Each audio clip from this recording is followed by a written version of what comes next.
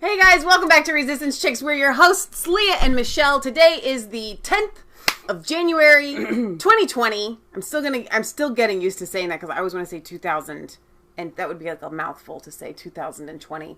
Speaking of a mouthful, you're gonna get a mouthful of Michelle here tonight because Leah, poor Leah, say a prayer because she caught what I had, and now we're gonna find out tonight. It's like one of those talk shows. Or one of those shows where it's like, how well do you know your sister?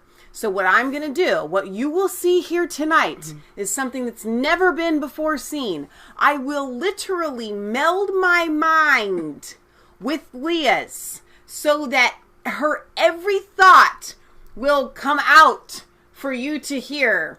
I will literally interpret her thoughts via minor cues from her eyes and just feeling the feelings that are coming from her. Right now, that would be Michelle. Let's move on to the Soleimani story.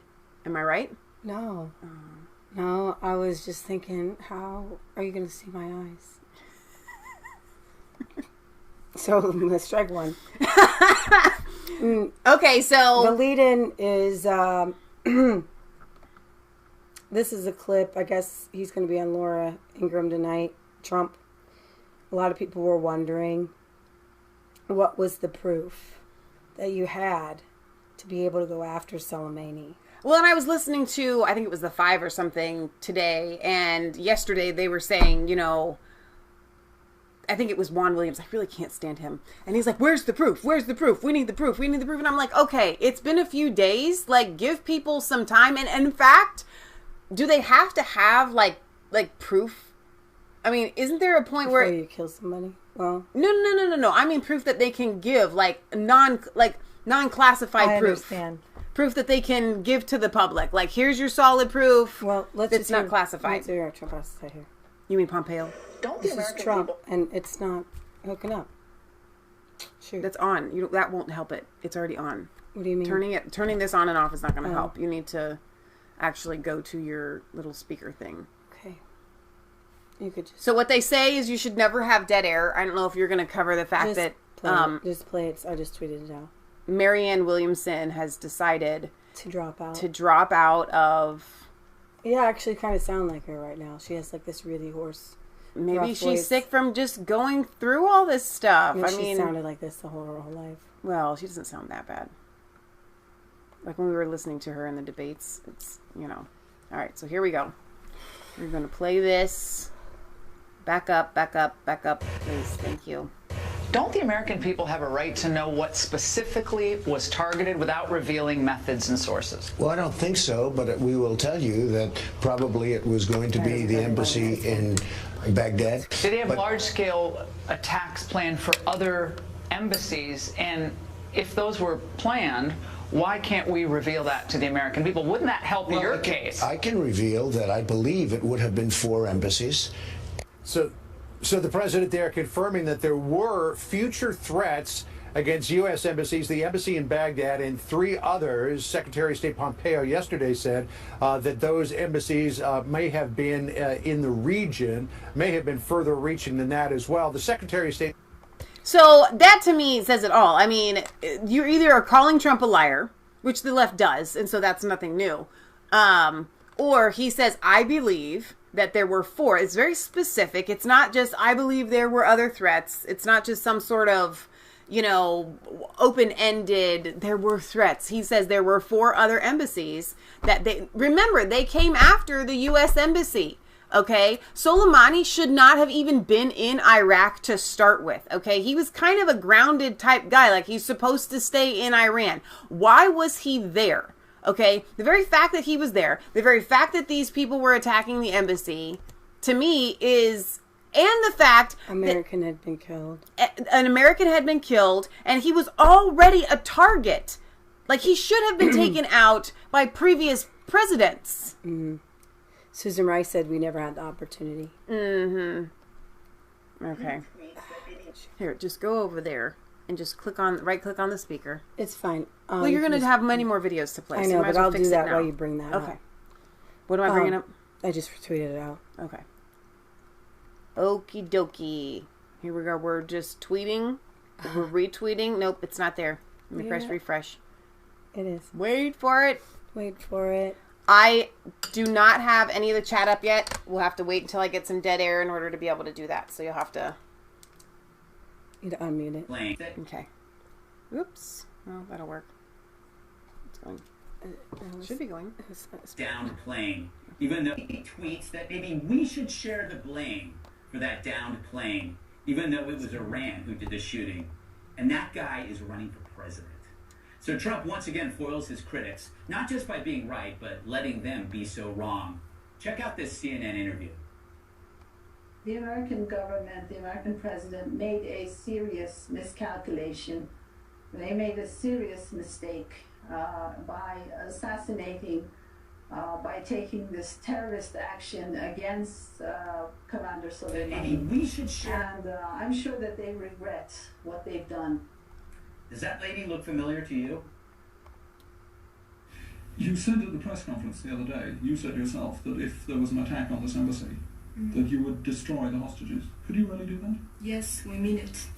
Could you personally lift up a gun, yes, put it to the head of one of these people and kill them? Yes, when I have seen a gun being lifted up, an American machine gun being lifted up, and killing my sisters and brothers in the streets. Of course, oppression and tyranny must be destroyed. You know, I'm thinking maybe don't get an opinion on America from someone who threatened to kill American hostages. But I guess the network's got to find one person outside their own newsroom who's mad that Soleimani is dead. And that's hard because that one person, Soleimani, is dead. Thanks, Greg. You know, so that is the VP of Iran for Women and Family Affairs. Oh, shoot, that wasn't even on screen share. They just listened to it. It's fine. Shoot. It's fine. They don't have to see Greg. You see her. Okay, well, I can play it again. I don't have the chat up because I'm trying to focus on multiple things, so they weren't able to tell me. Oh, well, just play her again. Oh, the whole thing? Her. Okay. So you can just see. I just wanted you to see who she was. Okay. So play the show the first time. Yeah. The president made a serious miscalculation.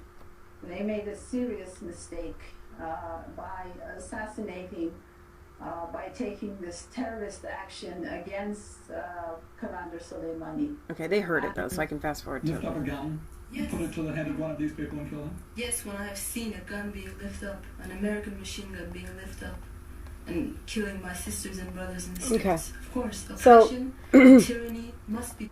The VP of Iran for Women and Family Affairs, the media went into overdrive trying to justify,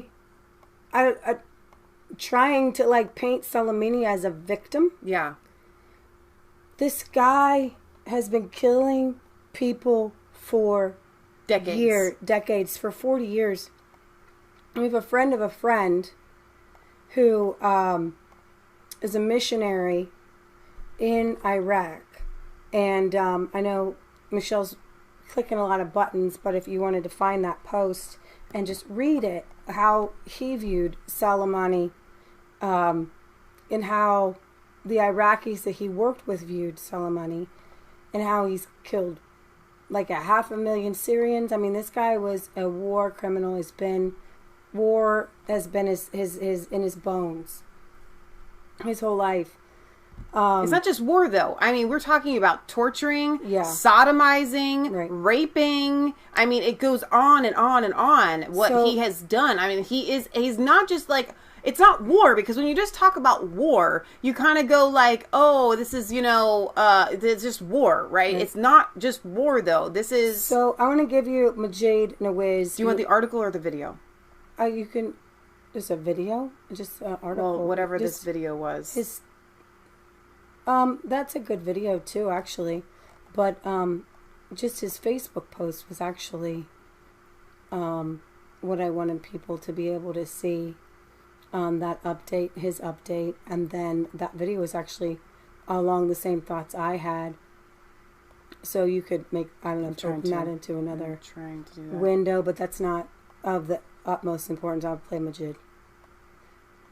Raw analysis of everything that's just happened in the Middle East, if you've watched us for a while, Majid Nawaz is an Muslim extremist who is a well-known. I think he's still a Muslim. Oh, is he? Yeah, but reformed or whatever. He's in the UK, well respected. Of that situation, and then of course give you what I think is the summary of whether this was a net positive or a net negative, which is, by the way, the only way any... But he's a leftist, so for him to give any praise to Donald Trump is really not easy. Serious analyst of the Middle East should approach the subject. The way you shouldn't do it is to define the Middle East and all of the moving pieces, and I can assure you there are many, multiple moving pieces in the Middle East. The way you shouldn't do it is to define those moving pieces through the lens of your hatred for President Trump. Right. Because guess what, folks? The world doesn't revolve around your hatred for President Trump. And the Middle East certainly doesn't revolve around your hatred for President Trump. And you're perfectly entitled to hate President Trump. There's many things about him that are easy to hate. But that's not what the Middle East is about, nor what it revolves around. And so if you take a perspective that everything that just unfolded in the Middle East is necessarily bad because President Trump did it, let's call that Orange Man Bad syndrome. Yeah. Then forgive me, but I will say to you that that is an overwhelmingly narcissistic approach to take, because the world doesn't revolve around you. The world doesn't revolve around your feelings towards the president. And, and I know Persian or Urdu and Arabic names are difficult for you to pronounce, Michael Moore. Don't act all of a sudden as if you're an expert on the Middle East and you're going to set Middle East and US foreign policy by sliding into the DMs of a theocrat. So these far-left activists who make it all about themselves and think that their hatred of... Michael Moore sent a message to, supposedly to the Ayatollah, saying, please, can we make this right? Like, he's going to intervene. Trump is the correct lens through which to view the Middle East. What I'm calling it overwhelmingly narcissistic American privilege. It is. No, it totally is. Because let me tell you something. Your hatred for Trump isn't as important to me as Soleimani's targeted. I'm calling it his overwhelmingly engaged in a near genocide in Syria. What matters to me more are innocent Israeli civilians that Qasem Soleimani targeted via his control, financing and establishment of Hezbollah in Lebanon, which is an organization that officially is prescribed in the United Kingdom as a terrorist group. Or even Hamas, that he funds and arms, another terrorist group that targets innocent Israeli lives. But the first one, Hezbollah, is a terrorist militia that Soleimani decided once the Syrian uprising initiated, which, don't need to remind you, started off as a secular demand for justice. He decides to take that terrorist militia from Lebanon, give them a break, a holiday from killing Jews, and told them to go and start killing civilians in Syria instead. And that's the figure of 500,000. The man he backed in Syria decided to gas his own people, we don't believe in the affairs of their country. But Qasem Soleimani's response via his terrorist... Hey, come back. Well, just to murder them. What's going on? And he did in Syria before. Why not, folks? Okay. Let me try to get it. Oh, come on. More concerned about are the innocent Arab Muslim lives that have been slaughtered by this man because he wanted to, in Syria, prop up a dictator, and in Iraq, colonize Iraq so that it could come under the Iranian sphere of influence, which was only possible, by the way, because that numpty George Bush decided to invade that country and throw it firmly and squarely into the Iranian sphere of influence. But that's all ancient history now. Let's talk about current affairs. What concerns me more are the lives of those innocent Arab protesters that Qasem Soleimani thinks that the way to deal with them is just by slaughtering them and gassing them. That concerns me more, frankly, privileged Western leftists, than your hatred for Trump. Hate Trump all you like, but don't allow your hatred for Trump to trump the concerns by one, just to allay some of your concerns.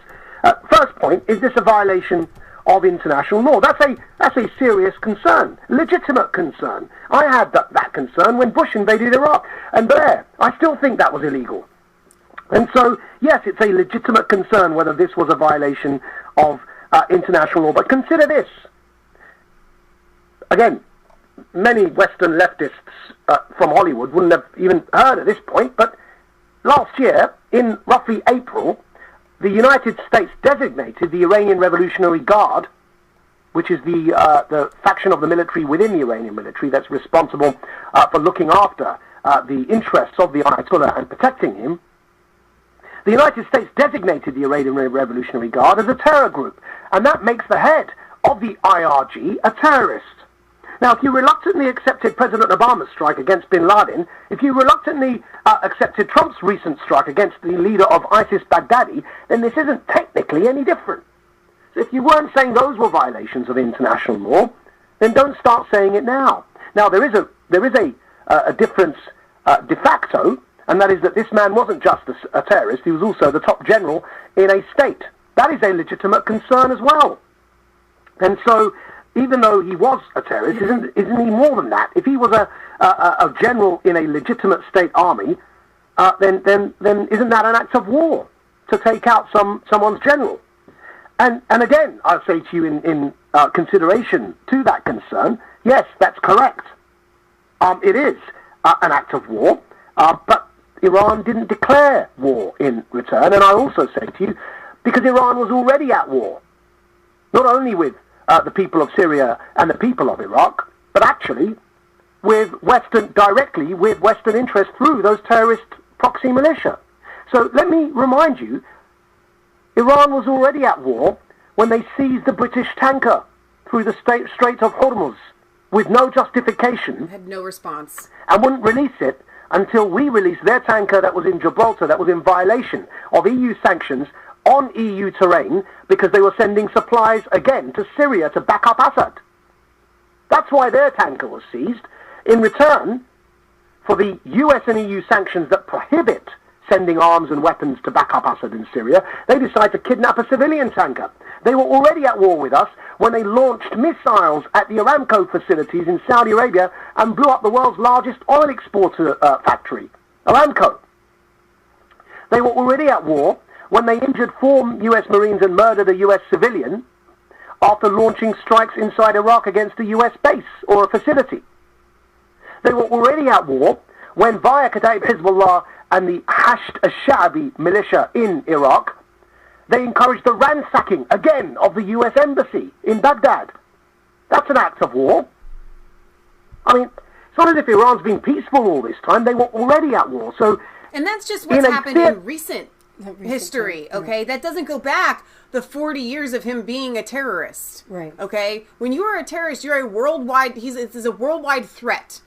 Okay? And so when you combine that and you look at this whole, like, the whole picture, the idea that the left is literally losing their minds, like he said, because they have Trump derangement syndrome, orange man bad syndrome, okay, you have to feel sorry for them and pity them, but at the same time, you have to say, sit down. You don't get a seat at the table because you need to recuse yourself from the situation because you are biased against the president and you can't think clearly.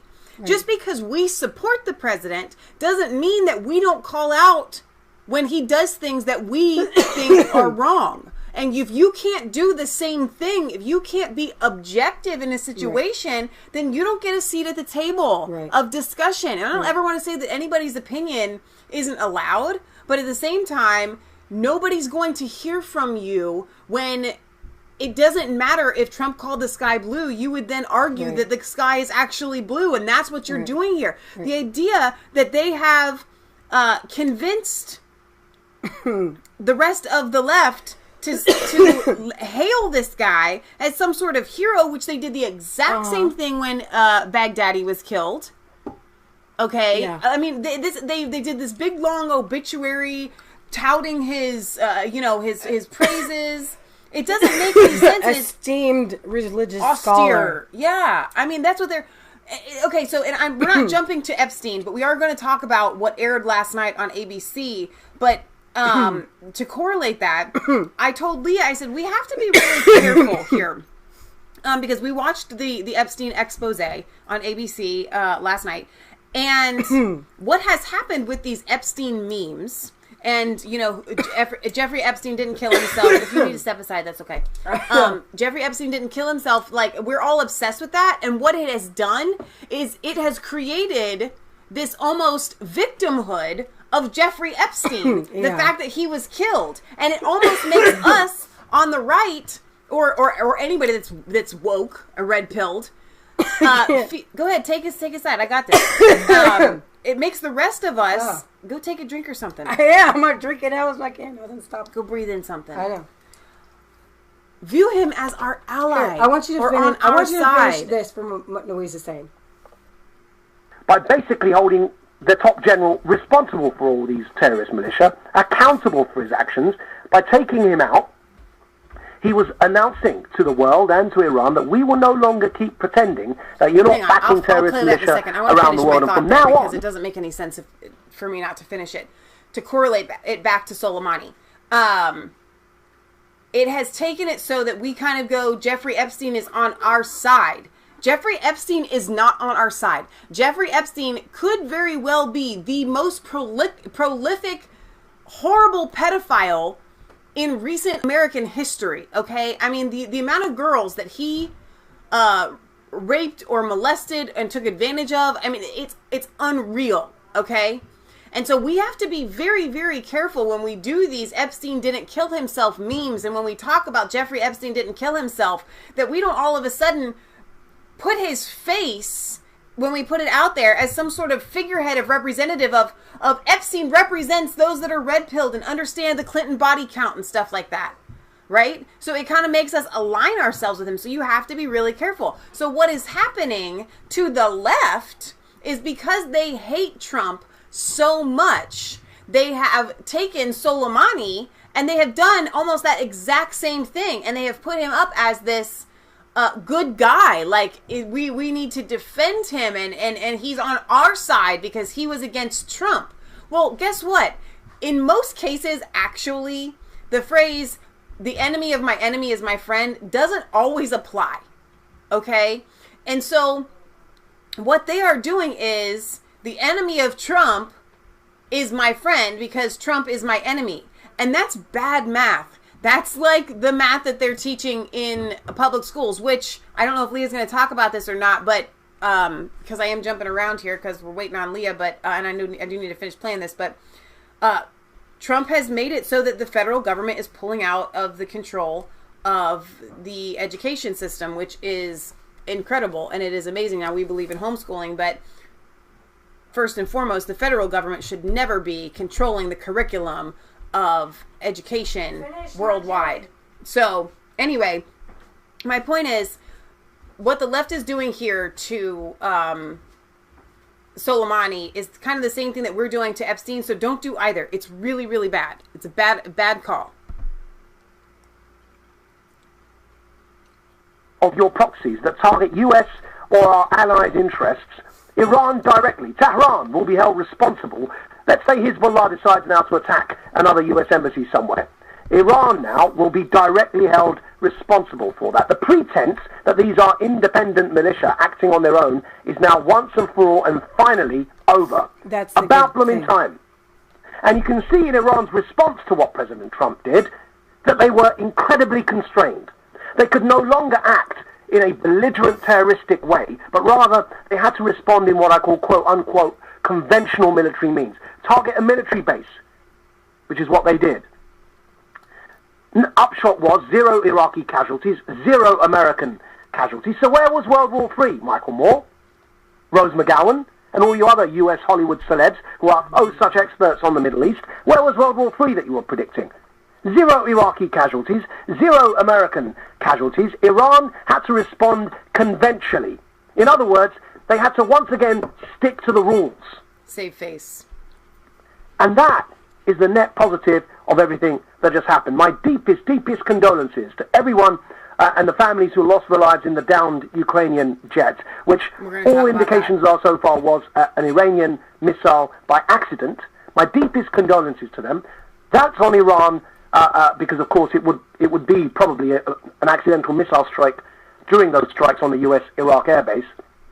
But apart from that one incident, which was a tragedy, this conflict itself was pretty neat, to be honest, in the sense that no civilian casualties in the strike on the base in Iraq. 0 Iraqi casualties, 0 American casualties, and now the world is all the wiser for Iran's sponsor of terrorist proxy militia across the world. Iran is now constrained.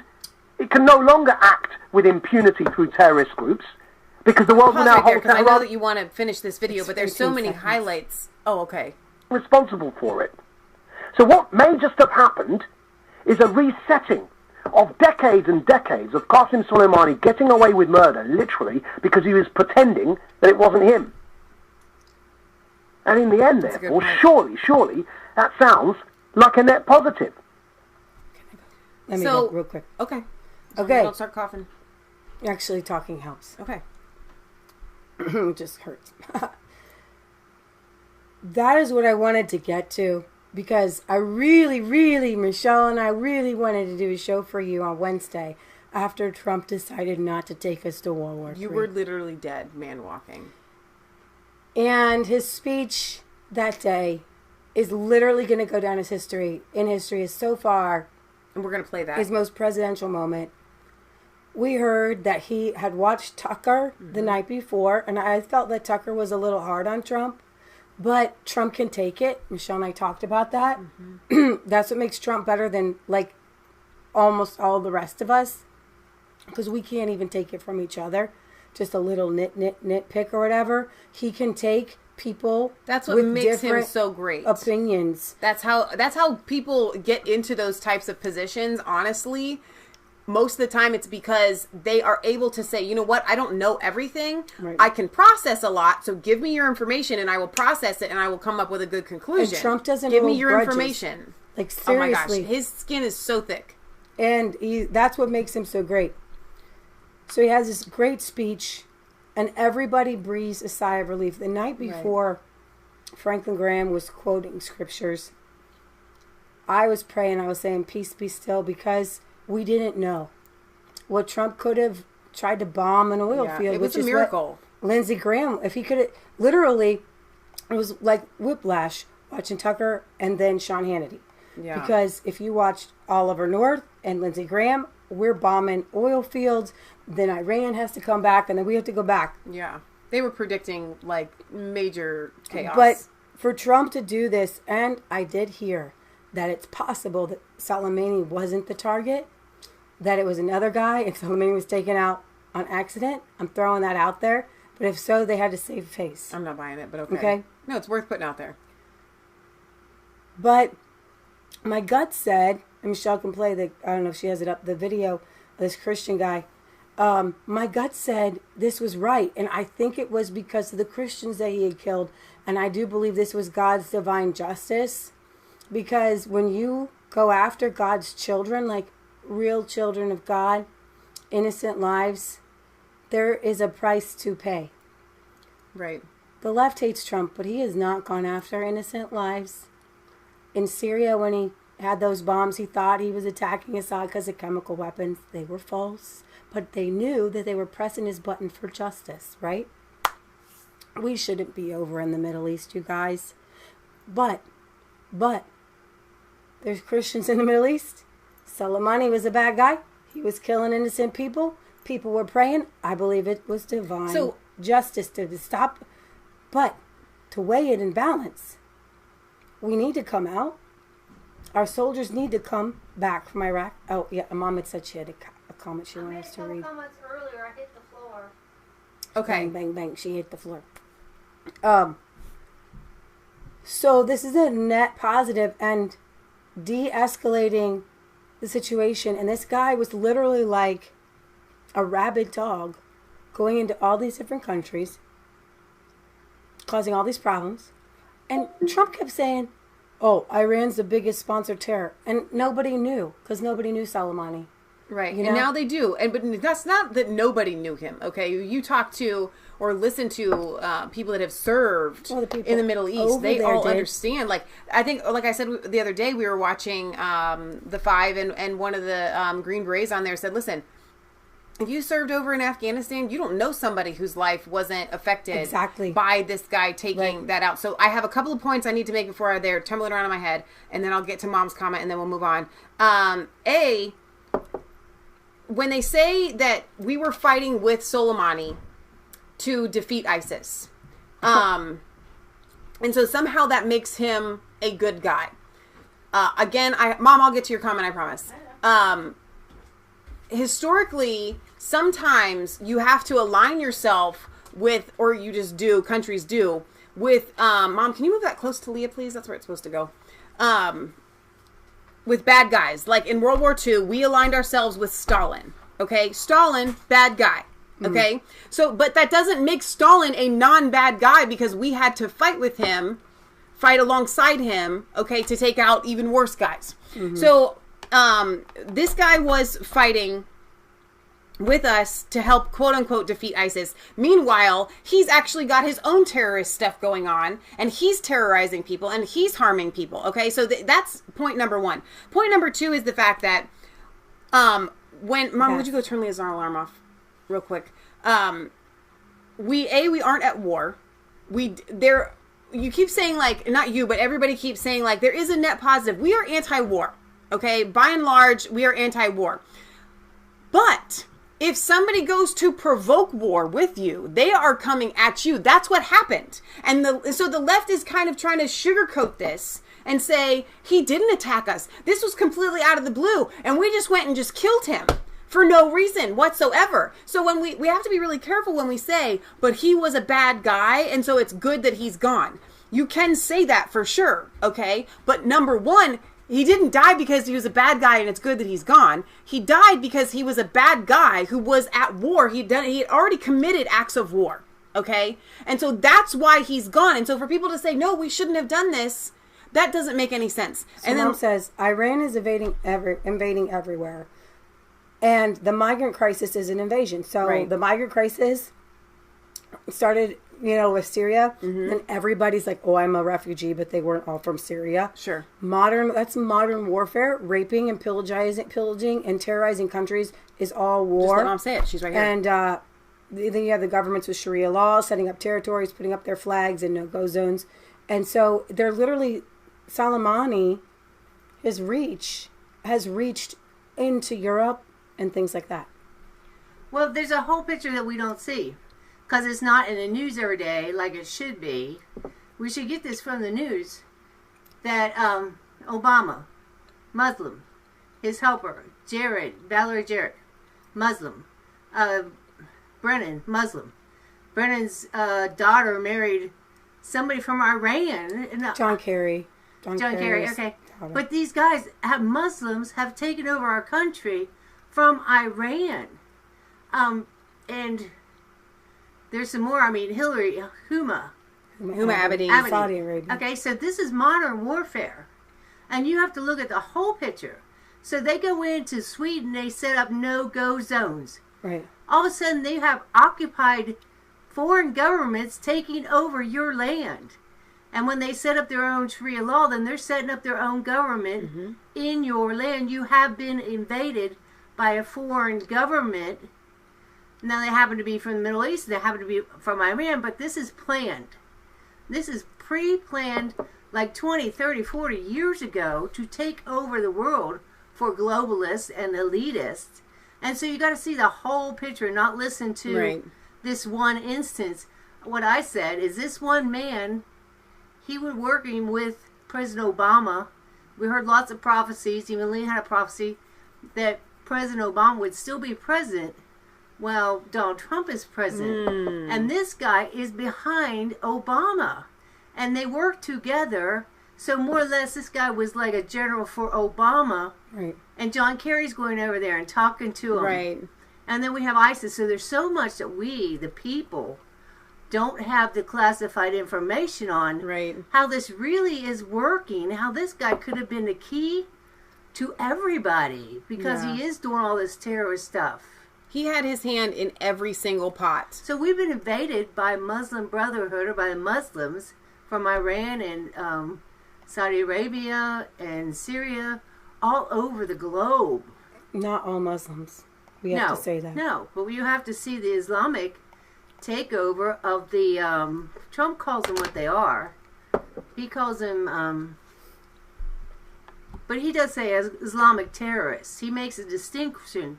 But Soleimani was a terrorist, like hands down. He is classified in like every Western country as a terrorist. The ones who are into the letter of the law, right? That we must conquer the world.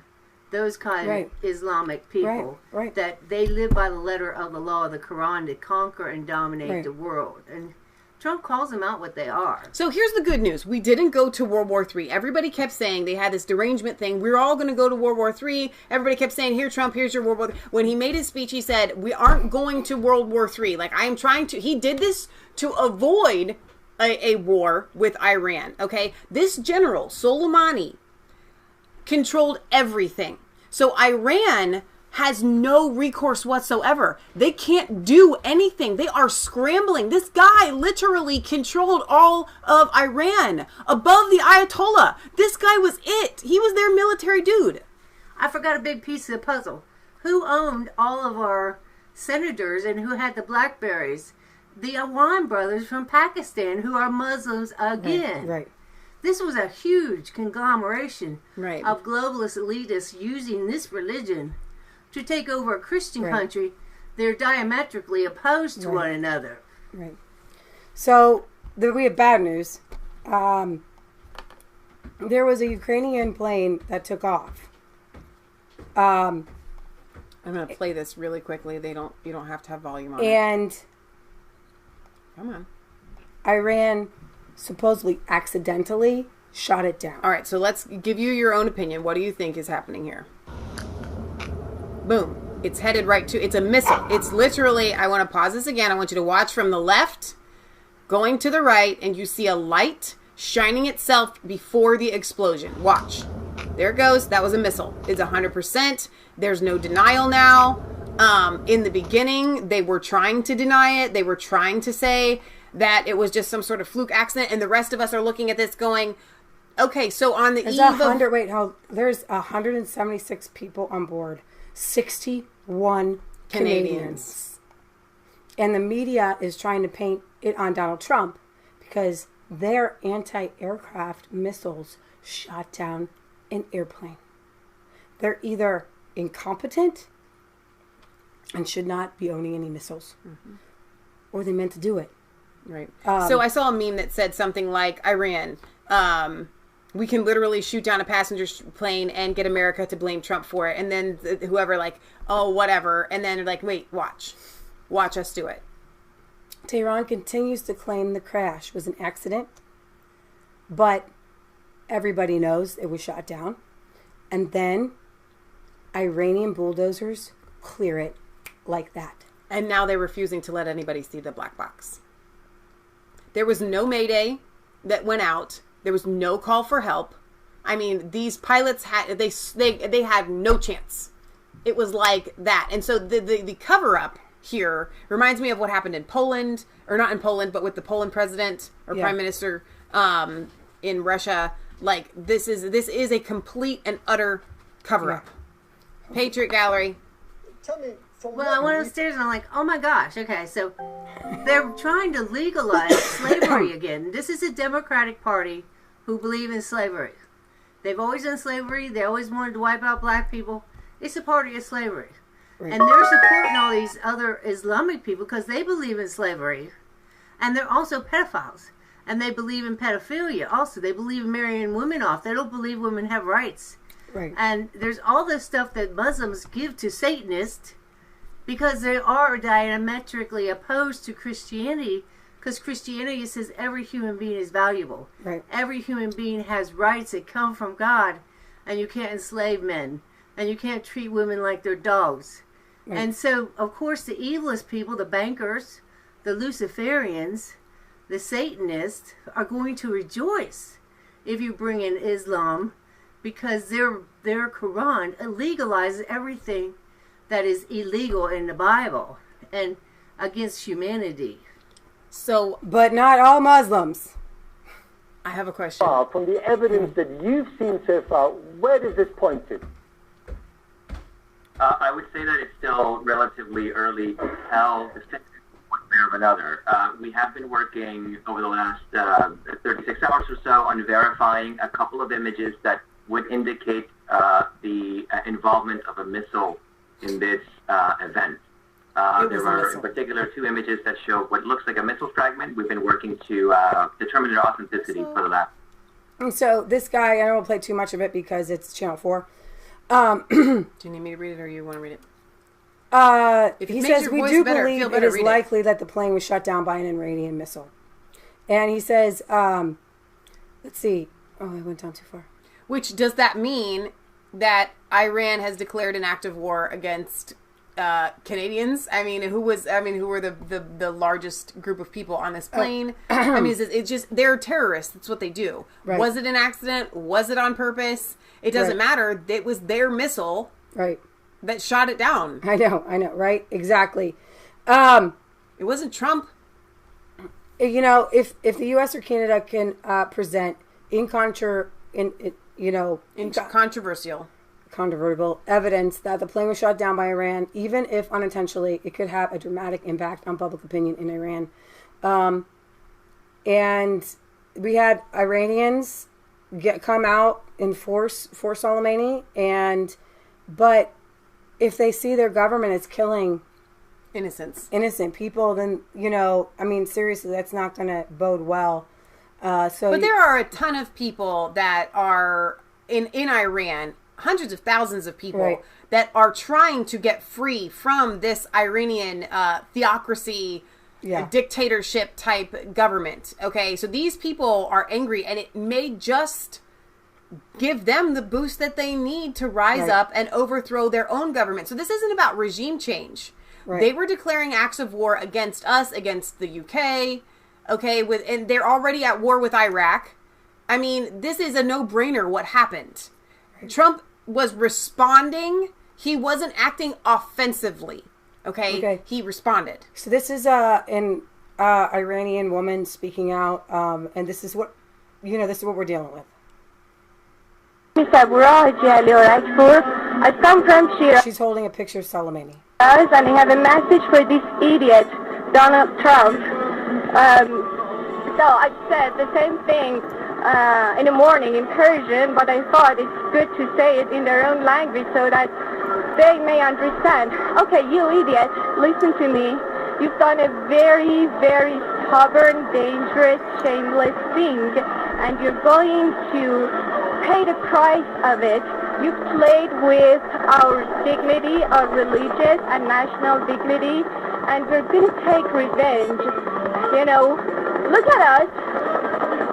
Do you see us? We all are General Qasem Soleimani. You couldn't kill him. I mean, you're much smaller than that to be this rude to us, okay? The game is over.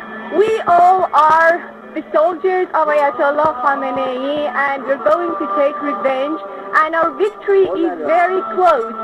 Then, you know what? We're going to send you to hell. We will send you to hell, inshallah.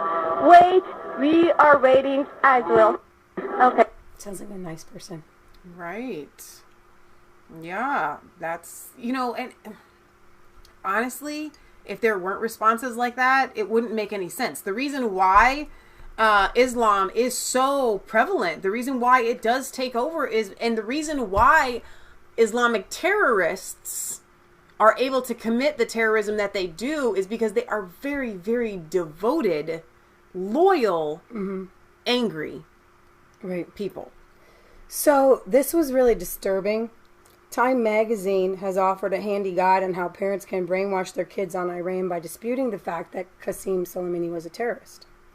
The guide entitled, and here we're going to show it to you, How to Talk to Your Kids About the Situation with Iran. Promises to arm you with the information you need if you choose to bring up the topic or if a kid asks you questions. The information consists of watering down the fact that Soleimani had overseen atrocities that led to the deaths of thousands of Iraqi and Syrians. He was considered the most extreme. Some top U.S. military and government officials have expressed surprising concern Note how the Times says Trump has called Soleimani a terrorist. It subtly disputes the fact that he was a terrorist, despite Soleimani being sanctioned and designated a terrorist by the U.S. in 2007, 9 years before Trump took office. Also note how the article reads not so much as a guide on how parents can talk to their kids, but as a propaganda piece directed at adult readers who Time thinks have the mental capacity of children. It's unbelievable. Tell them, let's see. Oh, that's something else. But basically, it's embarrassing. The left has gone into overdrive to make up to try to cover up Soleimani's atrocities. But the worst here is Ilham Omar. I think she couldn't stop laughing and joking with her little squad mates when they were talking about this. Let's see. I was part of the 132 and also the vote for Barbara Lee's amendment. But I think that the point of that is that is the same war that we're dealing with today. We never solved any problems with AUMF. We left 4,000 plus, maybe 4,400 dead, and over 60,000 who came back injured in some form. And the war never ended. As I recall the language in AUMF, it deals with hostilities in Iraq. It doesn't deal with an incident or a dislike or someone in a car coming in from the airport. That is the... You have this representative, Sandra Lee, isn't her name? Isn't that who you're talking about? Mm-hmm. She's given a little speech, Sheila Jackson Lee, and she's laughing when she's talking about dead soldiers. She's just laughing and making jokes. And even talking, though, is really rude. You're up in front of cameras. You're in front of everyone. It's respectful. Right. It's just common courtesy to sit there and pay attention to what's going on, or at least pretend that you're paying attention. And now she says she has PTSD, and this has triggered it.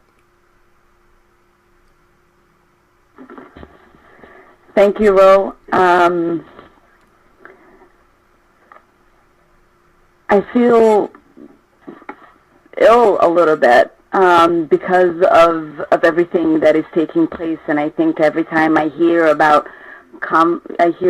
conversations around war, I find myself being stricken with PTSD, and I find peace knowing that I serve with great advocates for peace and people who have shown courage. But she's laughing. She doesn't seem to have too much PTSD. Let's see. Okay, where do I want to go from here? Well, it's just it just goes to show this web of lies that they spin. They don't care. You can't just pull out an acronym and then expect people to sympathize with you. Mm-hmm. And this PTSD that she talks about, well, we have video footage of her kind of talking about her upbringing and the different things that went on around her. And she was, pro, like, terrorists and pro the bad guys that were doing these bad things, okay? Al-Qaeda.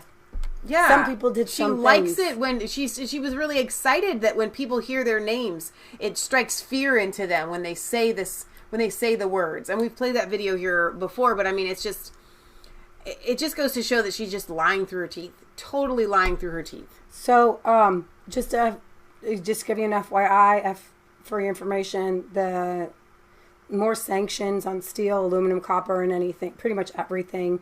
And it now appears that virtually the entire Iranian economy is off limits to any nation that has any diplomatic ties to the United States. Iran's oil exports were already sanctioned in 2019. And so this is kind of part of a regime change force. And I'm not happy about that at all, because Iran is the last country in the 7 countries in 5 years that they wanted to overturn, as George Bush was basically, we want to bring democracy to the Middle East. Well, that's not going to happen. You're a globalist. You just want the oil. You just want control. So I'm not exactly a fan of us even being over there.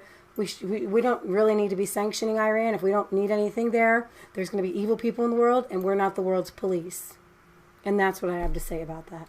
So earlier, I think Dale Jones had put in the chat about perhaps that Soleimani was killed with the Ayatollah's blessing, like that. And I thought to myself, well, that is now would be a good time to maybe play. Do you have any of those meme type videos of their reaction when they found out? No. Darn, they're really funny. Yes, you have them. That's Leah's no, I'm not going to play them, no. No, I don't have them up. I don't have them in the way of my timeline. Uh-huh. So no. But they are really funny. The reaction when they found out, I mean, these people were so angry. The entire room was just, right. I mean, ablaze right. with anger and fury. And I don't give the Iranians, speaking of actors that we're going to get into this, I don't give them that much credit for being good actors. Right. You know? Yeah. So finally on this, with the recent plane crash, all the Democrats rushed to blame Trump on that. But this particular article doesn't. Before you move to that, I mean, you did say that this, and I haven't watched it in its entirety, that the speech that Trump gave was possibly his greatest speech ever. Does that mean we are going to play it on the show? No. We're not going to play his greatest speech ever on our show. Go watch it. Go watch it. You'll have to go and watch Trump's speech, which I've been waiting to watch it for our show. So even I'm missing out. I'll have to go and watch it myself. But it will be like 10 minutes long, so it's not long at all. It's not that long. But what I mean is, we're not gonna. I mean, we can watch it, but it's fine. You know, what I want you to hear from it, what we're not talking about, what we're not covering, is the stuff that he said in that speech. Which again, we actually pretty much if you deny, if you say what Trump said was not true, then you're calling him a liar. Trump literally comes out in this speech and he says, "Listen, I did this to avoid a war. Okay, I did it to stop a war. I don't want war with Iran." Right. And so for the left to come out and say, you're just literally lying through your teeth, right. I think that is, you have to stand on that, because it's either Trump is telling the truth right. or he is not. And right. that's fine. You can just call the president a liar, but he did come out right. and say that. Right. the reasons why he did this and what he doesn't want out of it. With the secretary wrapped up, Mayor Pete Madewell. You can play it if you want to. Innocent civilians are now dead because they were caught in the middle of an unnecessary and unwanted military tit for tat. I hope you guys can hear that. I know it's really low. Disgusting thought rather than just a one-off, right? Wrong. This is yet another example of collateral damage from the actions that have been taken in a provocative way by the President of the United States. Well, is this type of miscalculation, let's say, on the part of the Iranians more likely now to result in even heightened tensions? Continued saber rattling by the President doesn't help us. Rob O'Neill, how damaging is this for the Democrats to just so casually draw an equivalence between Iranian terrorists and their president? I mean, it's amazing. It's almost like, if President Trump was involved with getting dogs out of the pound, they would say, why is he reintroducing rabies to the American public? It's the weirdest thing ever. If you want to lose a war, get swamp politicians and career diplomats involved. That's what they're doing. They're playing party politics over anything at all. We killed the number 3 terrorist in a year where it's an election year in Iran also, where, in April, the Ayatollah turns 81. He's going to be dead pretty soon. He got one guy left. I mean, he's going to get a new deal with Iran negotiated probably before he's reelected in November. And to hear these people just anything anti-Trump, anything anti-American, what can we do to hurt this administration? Anything. And they're saying that it's our fault that Iran shot down a civilian airplane. I mean, and chances are they got the money. Oh, there goes the speaker again. I have no idea what's going on with that. Let me pause the video here. But what he was about to say is so spot on. I mean, the very fact that they're going to somehow blame Trump for we didn't shoot down the plane. And it reminds me of when they say if you stand up to a bully and then he hits you or he hurts somebody else, then that's your fault. Like, no, they came at us. Trump responded appropriately. I think Leah said that Susan Rice said we just didn't have the opportunity to take him out before. Well, I think that's a bunch of bunk. But obviously that's her admitting that he should have been taken out already. Okay? So they did this. We did it. It's like, I see, and I have a friend, and I hate to call this out, and I hope she's not watching, because I'm not going to say her name, but still telling the story, she might get upset about it, whose mom was abused by her husband when she was a kid, and her dad would, like, get angry at her and say, if you keep pushing me, I'm going to hit you. And then her mom would get hit. And then my friend, and I'm sure her opinions changed over the years, but at one point she was kind of like, but my mom kind of did deserve it because my dad told her that she was going to do it. That he was going to do it. No, it doesn't work that way. These people did something bad, and the person that didn't do it, you don't get to be held responsible when you have defended yourself from a terrorist. And then for them to come back and say, well, you're defending yourself against the terrorist, taking the terrorist out, then what they do as a result of that is your fault. And that's the lie that the left, that they are peddling, and people are buying it. But most people aren't. Most people can understand that it's insanity. Exactly what's happening right here. It's infuriating to watch this. No, and I really don't think the mayor of South Bend, God bless him, I know he served country, and I honor his service. Sure. But I don't think his great executive experience really lends itself to very intelligible commentary on this. Congressman, what's your takeaway from what Pompeo specifically said about John Kerry and that government in waiting, Kerry and all those, Samantha Power and Susan Rice, they're all a government in waiting, just sitting on the sidelines, trashing every little move, Sure. regardless of whether they had some culpability in years past. It's absolutely ridiculous. I loved what Mike had to say. This is a guy who loves his country, and people are out there accusing him of wanting war with Iran. It's infuriating. I mean, these are the people who took $1.7 billion on the back of an airplane and delivered it to the Iranian people, and they're suggesting that this didn't pay for missiles. This hasn't supported the Shia militia groups. It's ridiculous.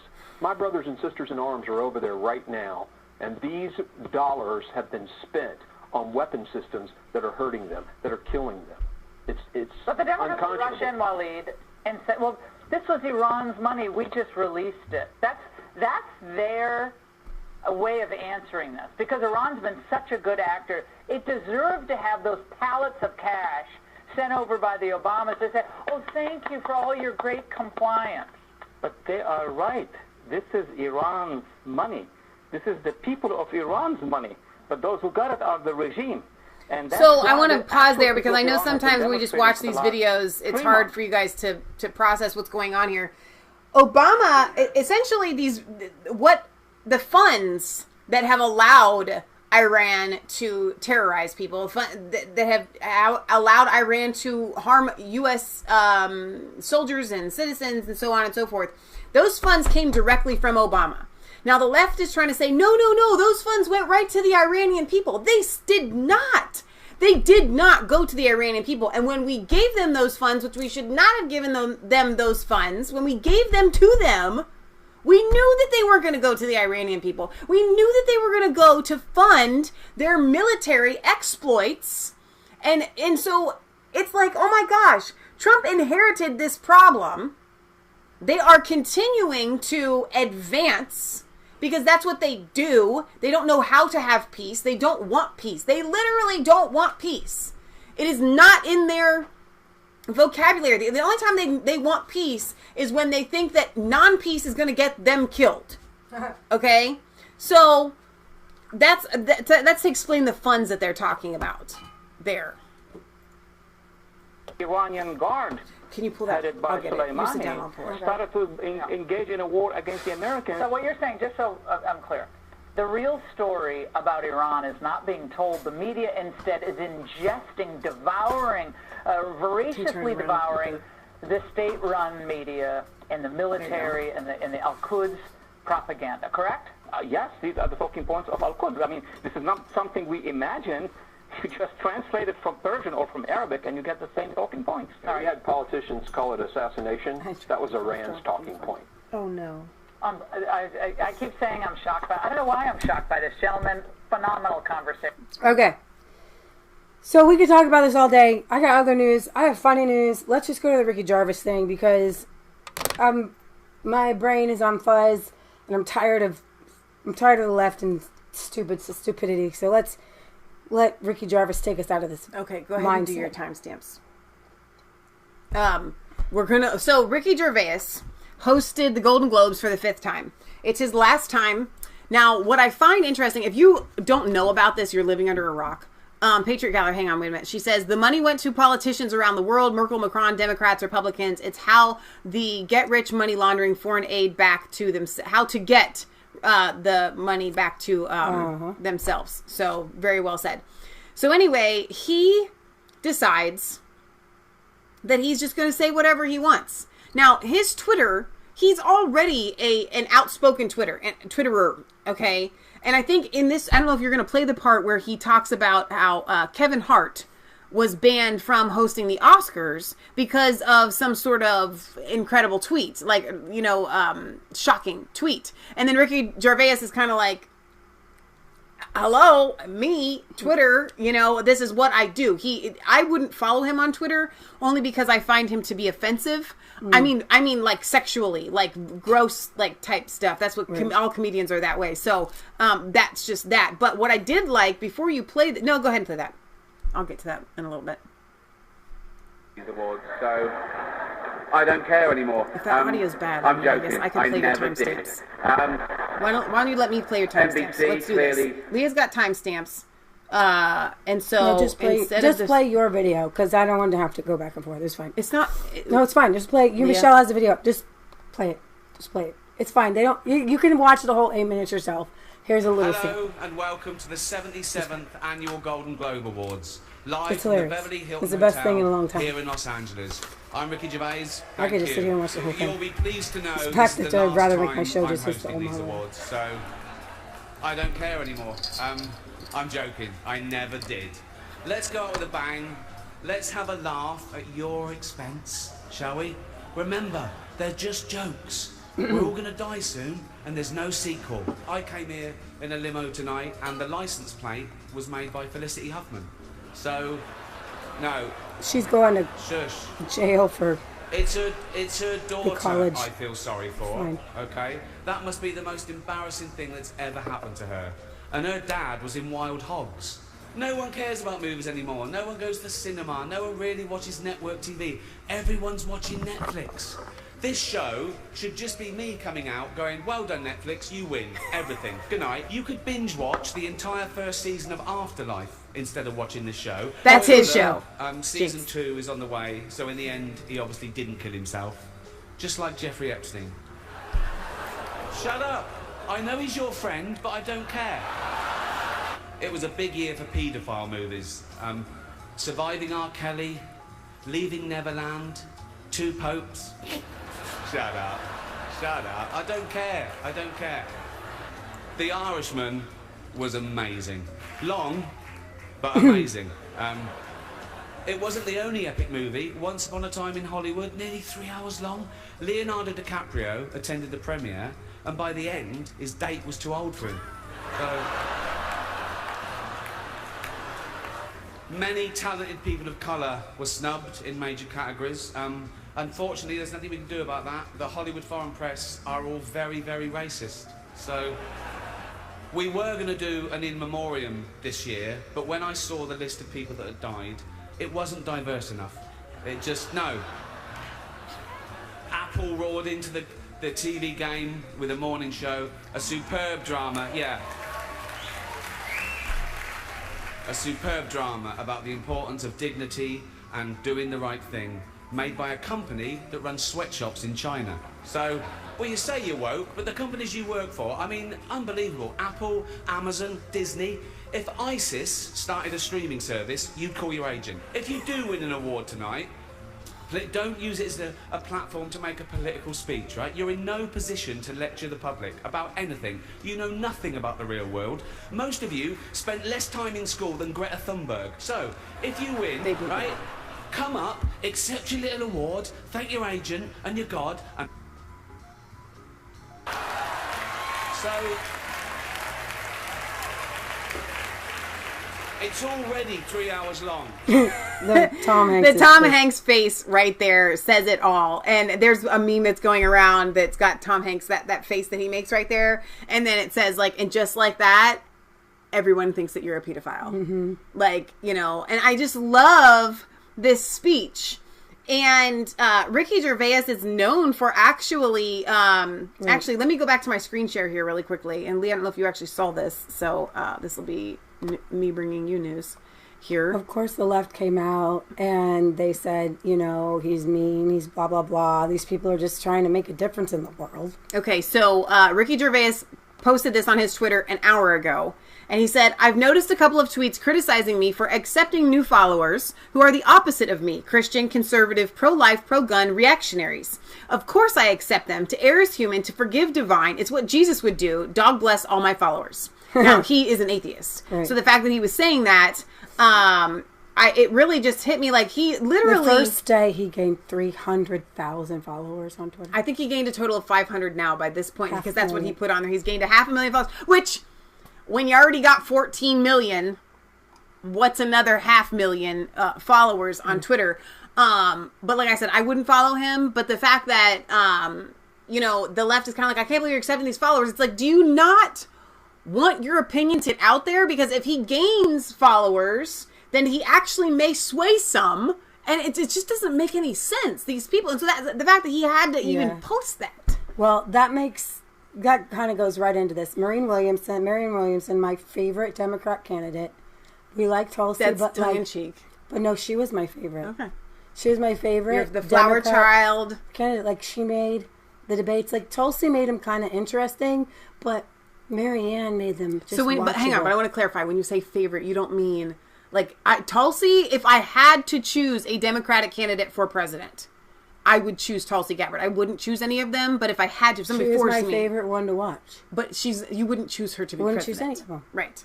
No, I wouldn't. She's crazy socialist. You don't get when you wouldn't choose anyone is not an option. I'm sorry you have to explain away a joke. Oh my gosh. This is not a joke if you have to explain it. But when you say she's your favorite. She is my favorite Democrat candidate. Okay. It is going to be sad to see her gone. Okay, and this is on the tolerance of the left here. What does it say that Fox News is nicer to me than the left? By the way, this is a hot mic. These are. Sorry? What does it say that the conservatives are nicer to me? It's a bizarre world, ma'am. It's such a bizarre world. You know, I'm such a lefty. I mean, I'm a serious lefty. But I understand why people on the right call them godless. I mean, it's like, I didn't think the left was as mean as the right. They are. Tolerance. It's a word we hear a lot these days, so let's define it. Tolerance is the ability... Okay, you can watch Dave Rubin's whole thing. Marianne Williamson had a dropout. So when you go to Twitter and you search, it's trending. Marianne Williamson is trending. Let's go to the latest here. You get a lot of great memes and videos. Marianne Williamson suspending her campaign. I wonder what's going to happen. She's like, and she's in like magic. Into witchcraft and stuff.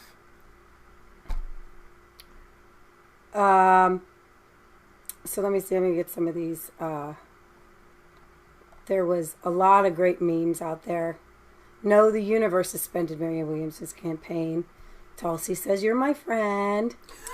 It turns out that the Democrats are not really interested in defeating America's dark psychic forces of collective hatred by electing Oprah Winfrey's spiritual advisor. She says love will still prevail. So here we have exclusive footage of Marianne Williamson returning to her celestial palace. Oh my gosh. After a presidential run. That's really funny. She's out. That's a good... her quirkiest campaign moments. That's going to be fun. She's just quirky, and I loved every bit of watching her. Even when they didn't give her enough airtime. Even when she was putting down Donald Trump, it was so fun to watch. Donald Trump, I feel like we're singing some sort of swan song. You have this your dark psychic power over your followers, and it's fear. Well, I'm going to use the power of love. This is the power of love. You're on Wi-Fi. I am actually on 2. I probably should not be. I wasn't a minute ago. Oh, okay. Oh. Turn mine. 45 seconds to your phone. Well, no, it's right there. You would need to just. I had gotten. Looks like I had gotten unplugged. Well, but it's okay. There you go. We're gonna make this happen. Phil Marianne is awesome, even though she is a new age, try to psychic crazy person. I love my life. I'm sorry we haven't talked more tonight about how we're going to beat Donald. How we're gonna beat down Trump. Hang on, it's gonna come back on. Come back on, baby. Boom, boom, boom. Come on. Come on. You can do it. Come on. It's not coming, Michelle. I'm sorry. Did you tweet? I have an idea about Donald Trump. Donald Trump is not going to be beaten just by insider politics. Your volume He's is not going to be beaten just by somebody who has plans. He's going to be beaten by somebody who has an idea what this man has done. This man has reached into the psyche of the American people, and he's harnessed fear for political purposes. So, Mr. President, if you're listening, I want you to hear me, please. You have harnessed fear for political purposes, and only love can cast that out. So sir, I have a feeling you know what you're doing. I'm going to harness love for political purposes. I will meet you on that field, and, sir, love will win. Oh my God. She is bad to the bone with her "love will win" speech. Yeah. And I will meet you on What's that your field. response on the Flint water crisis? My response on the Flint water crisis is that Flint is just the tip of the iceberg. I was recently in Denmark, South Carolina, where there is a lot of talk about it being the next Flint. We have an administration that has gutted the Clean Water Act. We have communities, particularly communities of color and disadvantaged communities all over this country, who are suffering from environmental injustice. I assure you, I lived in Grosse Pointe. What happened in Flint would not have happened in Grosse Pointe. This is part of the dark underbelly of American society. The racism, the bigotry, and the entire conversation that we're having here tonight, if you think any of this wonkiness is going to deal with this dark psychic force of the collectivized hatred that this president is bringing up in this country, then I'm afraid that the Democrats are going to see some very dark days. We need to say it like it is. It's bigger than Flint. It's all over this country. It's particularly people of color. It's particularly people who do not have the money to fight back. And if the Democrats don't start saying it, then why would those people feel that they're there for us? And if those people don't feel it, they won't vote for us, and Donald Trump will win. So, you know what? Even when she puts Trump down, I just love it. I absolutely love it. How are you going to beat Trump's dark psychic force? With love. Let me tell you something. Only light casts out darkness, and only love casts out hatred. He is collectivized hatred.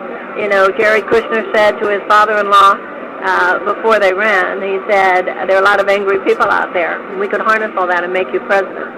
And when I read that, I thought to myself, there's so much dignity out there and decency and goodness in people. We could harness all that and change the world. What's the best way to utilize the power of love, in your opinion? Forgive somebody. Forgive somebody. You know what? There's actually a lot to what she has to say. Oh, one more here. Yada, yada, yada. Who themselves have taken tens of thousands and in some cases hundreds of thousands of dollars from these same corporate donors to think that they now have the moral authority to say, we're going to take them on. I don't think the Democratic Party should be surprised that so many Americans believe yada, yada, yada. It is time for us to start over with people who have not taken donations from any of these corporations and can say with real moral authority, that is over. We are going to establish public funding for federal campaigns. That's what we need. Public funding for federal campaigns, yada, yada, yada. So, anyways, she was just really fun. Bye-bye, Marianne. Yeah, she was just fun. And, but what this article here from the Federalist was actually interesting. Marianne Williamson's failed candidacy still exposed a major Democrat blind spot on faith. It was very interesting because she had, and I don't know, I missed that video where she said that the Democrats, threw away God. Yeah. And she does her little God thing. It's not the real God. It's like the weird Christianese, but it's not. It's New Agey thing. Yeah, but it's no good. She believes in spirituality, and the Democrats don't. It's really interesting, but she exposes the Democrats and that they don't have any sort of spirituality, and they don't even pretend to. Right. You know? She was skeptical of the Democrat establishment, and she flared memorably in many of the debates. with compelling answers, but often bizarre ones. It was really compelling to watch her. It was, but despite Williamson's failure to catch much traction in the race, she leaves Democrats with at least one serious lesson to internalize. It was best conveyed in a conversation with Ross Douthat last August when Williamson sharply criticized the over-secularization of the Democrat Party. Go ahead and read that. I grew up once again in a time when things were different than this. Bobby Kennedy talked about the soul of America. Martin Luther King talked about political issues within a larger spiritual context. It's only been in the last few decades that democratic and progressive politics have become so overly secularized and so overly corporatized. This is an aberration in my mind. And I'm enough of a student of American history to know that Franklin Roosevelt said a prayer on the radio as soon as the D-Day invasion began. Look at the second inaugural address of Abraham Lincoln. He contextualized the entire Civil War in terms of what it represented spiritually and was quoting from the Bible and so forth. I believe that the over-secularization of the Democrat Party has not served it, and I don't believe that it has served the Democratic Party to make people of faith feel so diminished sometimes. I feel it myself in this campaign.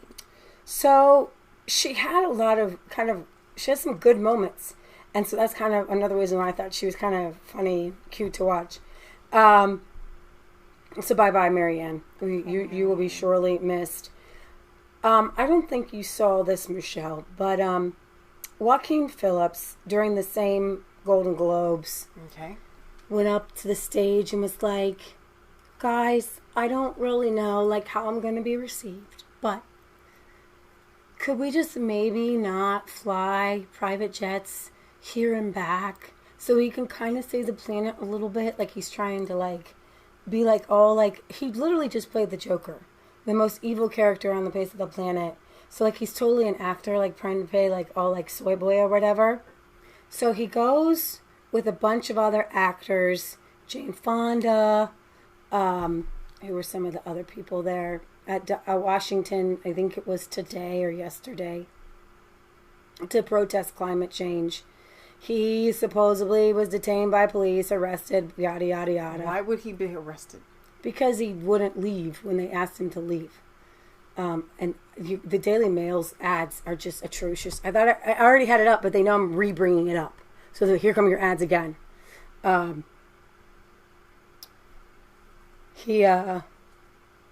Maggie Gyllenhaal, Martin Sheen, Susan Sarandon, they all showed up to they want to demand a Green New Deal.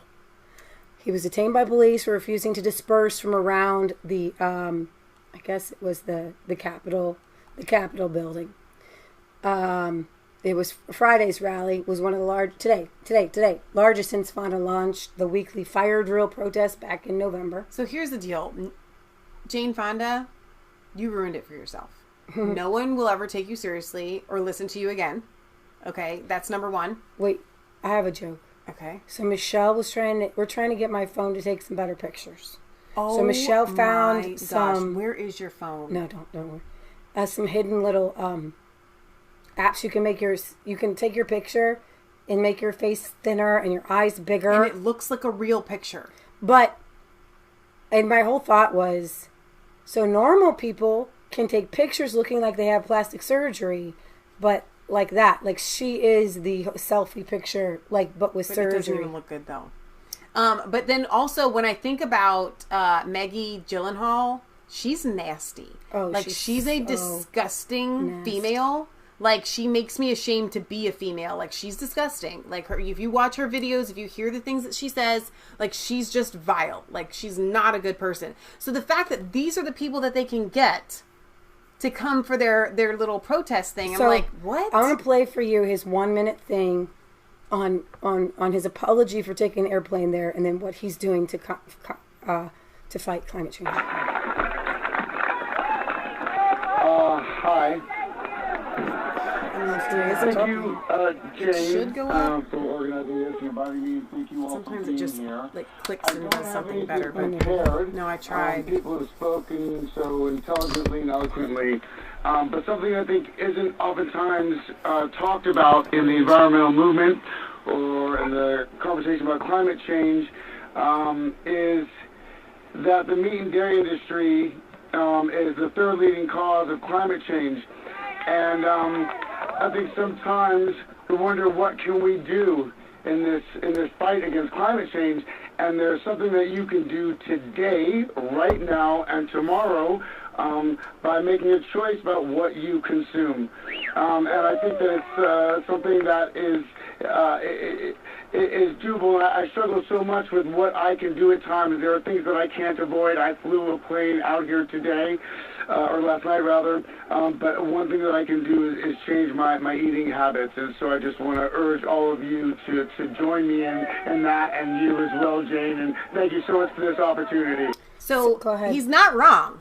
Like, I actually stand with him, like, not 100%, but I stand with him in him saying that the meat and dairy industry are hugely culpable in bad practices, okay? I'm not going to say bad for, like, climate change. So that's what I want to get to real quick. Let me interject, and then you can run with it. I watched this today, and the thought hit me in the back of my head. This climate change thing didn't come about until Trump was elected. Okay, people kind of talked about it, but it really took, they ran with it. So for the past about 10 years, there's been this beautiful new food movement. It's been grassroots. It's been organic. People on the left, Bernie Sanders supporters, people on the right. And it's kind of started with documentaries like Food Inc. And they introduced a farmer called Joel Salatin. People start reading his books. People's whole lives have been changed. I would say hundreds of thousands of people have begun to grow their own food. And millions of people around the world have begun to buy food locally. And they've gotten closer to God, closer to their neighbors, closer to their family. And they've gotten healthier. People, start to take your own health into your own hands. And, there's some things are unavoidable, like viruses at the post office that you can't. Michelle and I both got a sickness, and we realized we got it from picking up, no offense, your package is not your fault. The post office all got sick, and so we found out, like, they were all, like, spreading diseases to everyone. I had no idea. But anyways, those are some things that are unavoidable. But there are things that are avoidable in this life. GMOs. Michelle was talking to Horatio, saying in the UK and in Europe, a lot of you don't have the things that we have to deal with, that we have to get rid of. A lot of the... You don't have the GMOs. You don't have... you have easier coloring. access to raw milk. You have... you can get unwashed eggs. Here in the United States, it's illegal to sell unwashed eggs. You can get mutton from your local butcher, like right down the street. You can buy locally raised meat, and so for us to buy locally raised meat, it has to be, we have to buy a half of the cow, and we have to buy it while it's still alive. He was saying that people used to come into the pub with extra chickens. Right. So that's normal. And so Americans, the most industrialized nation in the world, and unfortunately, food-wise, it's caused a lot of sickness. And it's caused a lot of emotional turmoil even, and things like that. So people saw that the planet was being harmed, and they made godly, wholesome choices, and it led them back to God. Okay, so but when you say the planet being harmed, they are actually falsely putting the focus where it's not, it shouldn't be. So that's what my point is. My point is this. Because God was in this movement to heal the planet, the devil had to come up with a counterfeit. Yeah, exactly. And the counterfeit is climate change. The counterfeit is, we talk to young people at the Trump rally from on the left who think that I'm just eating less meat is the answer. Right. When that is one of the number one things that can help heal the planet. Is if the problem is that more people should be having animals, because the planet was actually healthier with more animals, because animals carbon sequestration. That's with the plants and the trees, that the plants put off the CO2 that we need, and the animals actually backwards. The plants put off the O2 oxygen that we need, and the animals produce the CO2 that the trees need and the plants need. And so The carbon sequestration is definitely for more vegetation. It can pulls carbon from the air and things grow bigger. But with the animals, you need their poop. You need them to break up the soil. Bison. There were more animals on the planet, just naturally roaming before the last 100 years. And the point is that when good people start to drink raw milk and do natural things that don't require more money, don't require government intervention, don't require this big socialist communist takeover. And they don't require shipping foods clear across the country. And that's what we see. We've got a lot of these people, they love their avocados, or they love their soy, and they love their almond milk. We were just posting about this on Resistance Chicks on Facebook. The almond tree industry has skyrocketed because of the almond milk obsession. Vegans, okay? And so you've been in discussions about raw milk, and then the vegans come and attack you, how dare you, yada, yada, yada. And it's like, we're over here going, do you have any idea? Right. Vegans, a lot of them won't even consume honey, right? Because that's coming from an insect, which is kind of like an animal, whatever. And so they're trying to protect the bees. But the bees get these beekeepers rent out their bees to the almond farmers because of these almond milk drinkers. And so then the almond tree people spray all of these pesticides. And at the end of every season, every single beekeeper has a 30% die-off of their bees because of the pesticides that the almond tree people are growing, okay? And I can guarantee you that just because it says that it's organic does not mean that they are not spraying something that is classified as whatever that is killing the bees. Okay, and so your little almond milk that got squeezed out of your almond trees is killing bees, and they're so, and that's just one tiny little thing. They all consume these like prepackaged things like Lara bars, or all these things that have to, like, they're not eating locally. They don't understand that when you live a life the way that it's supposed to be, where you've got a farmer and you've got animals, and this isn't natural. This is the renting of the bees. Tractor trailer of bees that are taken all over they take them to like Michigan to the apples, or they take them trying to control nature like this. There's over 400 beehives, more than 20 million bees that just made a 6-hour journey from North Carolina to here. And it's not natural to be shipping and now bees must be distributed around these fields before the sun creeps up over the horizon. This is the wrong way to take These bees aren't here to produce honey. Animals. They're here to pollinate crops. About 1/3 of the food we eat is made possible through honeybee pollination that commercial beekeepers like Grant provide. For example, in New Jersey, honeybees are used to pollinate blueberries, cranberries, apples, pears. But in a natural orchard where somebody has their own bees, or they have a neighbor who keeps bees, and it works out so beautifully, like, because each colony can have how many bees? Oh my gosh, hundreds of, like, they got 100,000 bees. And so 100,000 bees in a colony could do your entire apple orchard. Exactly. But the almond apple orchards are so big and so vast. And when you look at these bees and you think of them not as like really intricate God-given creatures, but as just like prostitutes. There's a meme that I love that one of my beekeeping friends shared, and it's just like, this this little dog looking out a window or whatever, and it's raining outside, and it's like, I wonder if my bees are thinking about me too. When you're a beekeeper like I am, I'm thinking about my bees. There's not a day that doesn't go by that I'm not thinking about them. Like, I'm always thinking, they are an entity to me. So, and these bees aren't being treated like that. The reason, and it all goes to this stupid almond milk. And the reason, I'm trying to get a good picture. And almond flour now because whenever you have a monoculture and you have just almond trees, you don't have a seasonal food supply for the bees. So you have to truck them to the different places. But if you had a multifunctional polyface, that's what it means, many faces farm, like Joe Salatin, you're going to have the goldenrod or the weeds. This is a weedless place. You only have You would think that a fruit tree place would be great for bees, but it's not because it's a monoculture. And so the bees can't survive there on just one thing.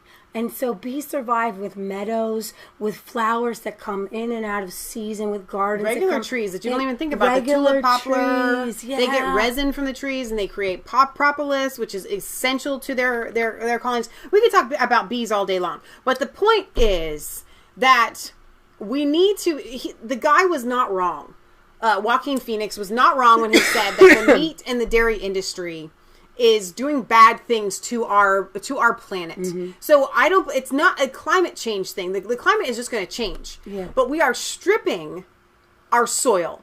We are stripping our resources by this monoculture farming that we do with industrialized dairy, industrialized meat. And so that's what we need to get down to. If the answer isn't to guilt soy boy people or to guilt an impressionable generation into not eating milk and meat. So it's actually what my point is that they're doing, like, it's the devil. The devil. They're trying to create unsound-minded people. There's a real problem, but there's a real good solutions that really and are they healthy. don't want to address that. So they're creating a whole other problem that doesn't exist. Right. Climate change. That's not our problem. No. We're just hurting the planet. And Glacier National Park, most beautiful place probably in all of North America, which we got to visit in 2017. They just had to take down signs that read, glaciers will be gone by 2020, because the glaciers aren't gone. Because of this false premise of climate change. Yeah. Now they took them down, or did they just change the date?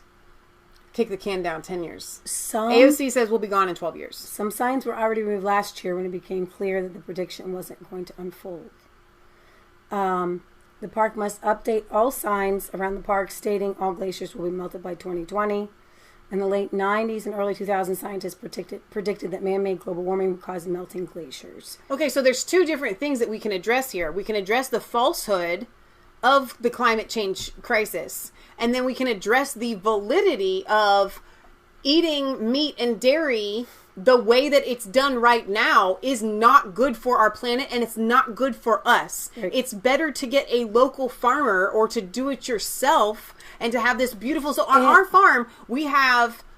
we grow vegetables. And then our animals, we raise pigs and chickens. Their manure fertilize the vegetables. The chickens go out and they turn over our compost pile. The way that Joel Salatin does it is he does run a larger amount of cattle, and then behind the cattle he runs the chicken tractors where the chickens spread out their little manure spreaders, and then behind that he'll run other animals, and then the fields get fertilized. He doesn't have to spray the pesticides. He doesn't have to spray the fertilizers. He does put down the manure that they make. But no, not the conventional ones that actually literally... Fertilizer sounds like a good thing, but when you buy the 10-10-10 or whatever, the stuff that these farmers are putting down, it's not 10-10-10. The farmers aren't putting down 10; they're putting on like toxic stuff. When it literally takes fertilization from the soil. Right. It takes the microorganisms that are in there from it. So I would love to sit down with a Joaquin Phoenix or somebody else and say, listen, it's not about you flying your jet. Yeah, I wouldn't fly in the jet either, okay? Because you guys have to do it all the time. I would find some other way, whatever. But it's not about that. There are answers. You guys could literally be the figurehead for a societal change that empowers people. When you become a farmer, when you become a herdsman, when you start keeping animals, something happens within you. And that's why you were saying that the devil wants to take this and twist it. Because if they can zap nutrients, we as humans, we need dairy and we need meat. Like, we are designed for that. You can watch all the documentaries that you want that tell you that we aren't. That's wrong. We are designed. We have to have it. So they're not going to get it from some. They're going to have to get it from some other artificial place. Well, almonds don't create milk, by the way. No, you can't go out and milk almonds. You can't milk an almond. So Donald Trump was at Toledo, and I heard it was really cold last night. And one of the funny things he said, I don't know if my thing is still working or not. Well, it's on. It's just bad. Millions of dollars a year. You know, every once Ukraine in a while, took care of it them. does a real clear How sound. about China? He walked out with $1.5 billion to manage, and he never did it before. He didn't know anything about oil and gas. He was making a fortune. So where's Hunter? Where the hell are you, Hunter? But I'll tell you, I sort of hope it's Joe, because he will hear "Where's Hunter" every single debate 9 times a debate. Where's Hunter? And then you have Buttigieg. Buttigieg. Buttigieg. I can't, nobody can pronounce, nobody has any idea how the hell to say his name. So what they do is they call him Mayor Pete, you know, like, Mayor Pete. Here comes Mayor Pete. Doesn't do a very good job. Alfred E. Newman, you're right. Howdy doody, some people say. Howdy doody. Oh my gosh, and then he goes... Such a comedian. And then there's another clip I want to play for you. He ripped everybody. I'm talking about Schiff here. Be willing to meet. Well, I won't be able to make it this week. Well, you know, he's traveling fast. We got him lined up, Adam. You little pencil neck.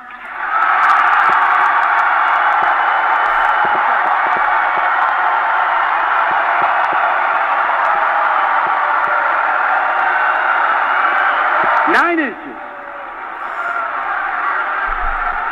He buys the smallest shirt collar you can get, and it's loose. Now, come on, Adam. We got to meet faster, Adam. We got him lined up. We got to take this guy out. We're not going to have another shot at him maybe ever again. But I can't make it now because I'm trying to impeach Trump. Even though he did nothing wrong. By the way, did you say I did nothing wrong? Wow, Trump. You know, there are a lot of people that don't like the jokes. They don't like Trump making fun of people. Well, the Bible does say that God laughs at the wicked. And I don't think that God uses jokes that are quite crass. Yeah, he does. Yeah, he really does. He said, "You're of your father." Well, we talked about the dung face. We did talk about that. You're of your father, the devil. But God doesn't use dirty jokes. That wasn't a dirty joke. Yeah, but I think when he says pencil neck, I think it's an homage to a more perverted reference. I don't think so. I think it is. I don't. Well, let's just not. Okay. Just don't think that. Okay. To the pure, all things appear. Okay. So, he could get angry and angry and angry and angry. Right. But the anger of man can't work the righteousness of God. And if somebody is, my mom always taught me, if you're angry at somebody, then they have power and control over you. Yep. Be angry and sin not. You can only be angry for a second. Because you have to get the power and control back so that you are in control, right? So what Trump does is these people are lashing at him. He's not just picking on just anybody, okay? They literally are calling him a traitor. Yeah. They've spent 3 years. They're trying to get rid of a duly elected president, and they've been trying to do it since before he took office. His humor is what gets under their skin and what knocks them off their rocker because they want him angry. Right. They want him yelling at them. And so when he makes jokes at them, they take it, and like the more he does it, the more it throws them off. Yeah. And people just don't understand that. And I love it. I absolutely love it. Pelosi's Angels, over 90% of illegal aliens arrested in 2019 had criminal convictions or pending charges with an average of 4 crimes per alien. Wow. The report found the total number of individuals apprehended or found inadmissible nationwide totaled over 1 million. 68% increase. When Donald Trump was elected, people went back to South America. And then the Democrats kept saying, no, you'll be fine. Keep coming. And then they came in droves. We don't cover, because it's too depressing, all the little tiny horrible crimes Tucker does of murder and rape and body dismemberment of people here who are here illegally and we're in a sanctuary city. You mean by people? Yeah. Yeah. Exactly. By people who are here illegally. But Redneck says the best way to anger a bully is to laugh at him. Right. So Tucker covers this a lot. but he makes a lot of really good points. That's not a real picture, it's obviously. He makes a lot of really good points in that, why are we fighting this war in the Middle East when 40,000 people die a year from drug overdoses, and they're coming up through Mexico? Well, and we are the ones that are allowing the drugs. We are funding them practically in Afghanistan, the poppy fields.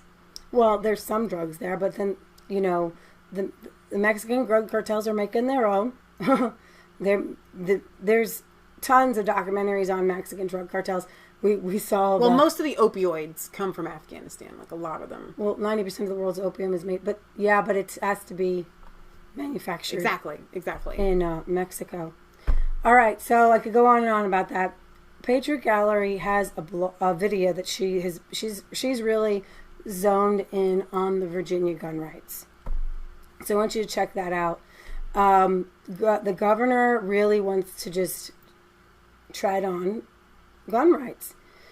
They're pretty much banning almost like any firearm that fires more than 2 shots. Like anything. It goes through and it lists them all.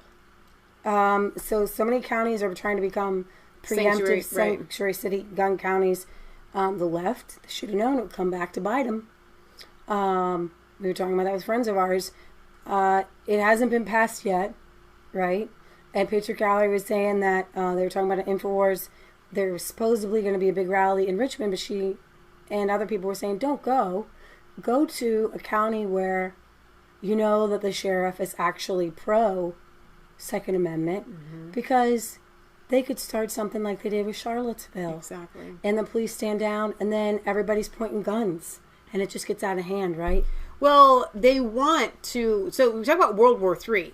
They want a second civil war here in the United States. And they understand that by pushing and pushing and pushing the gun rights issue, they will start the second civil war in the United States, and then they can blame it on Trump when they are the ones that started it. So there's more laws that they want to pass in Virginia. HB 567 wants to ensure gun ranges are government owned. Yep. That is insane. Indoor gun ranges. Yeah. In a blow not only to gun owners but also small business owners, HB 567 would outlaw many indoor gun ranges that are not owned by the state government. What's more, the private ranges allowed would have to cater to law enforcement as their primary clientele. And they're not done yet. The gun ranges would serve as data collection points. Crazy. So very small indoor gun ranges might be able to continue to operate, but the large high-quality ranges that also serve as instruction facilities or have attached gun stores could have too many employees to continue to operate if the new bill becomes a law. It's interesting the state government claims to want to make the state safer, but at the same time they want to close facilities where gun owners hone their skills, accuracy, education, and safe use of firearms. When was the last time you heard of a shooting at a gun range? Right. Well, and you're right, though, because the classes that we took were at our local gun range. So people go there to learn and to become competent gun owners. It's like shutting down driving schools. Why would you do that? Exactly. And the idea behind it being government owned is exactly, I think, what the article says here, is they are wanting to be able to monitor and register. I mean, this is just as close as getting a registration. So you have the law that would ban weapons that could possess extended magazines, even if the owner doesn't have those magazines.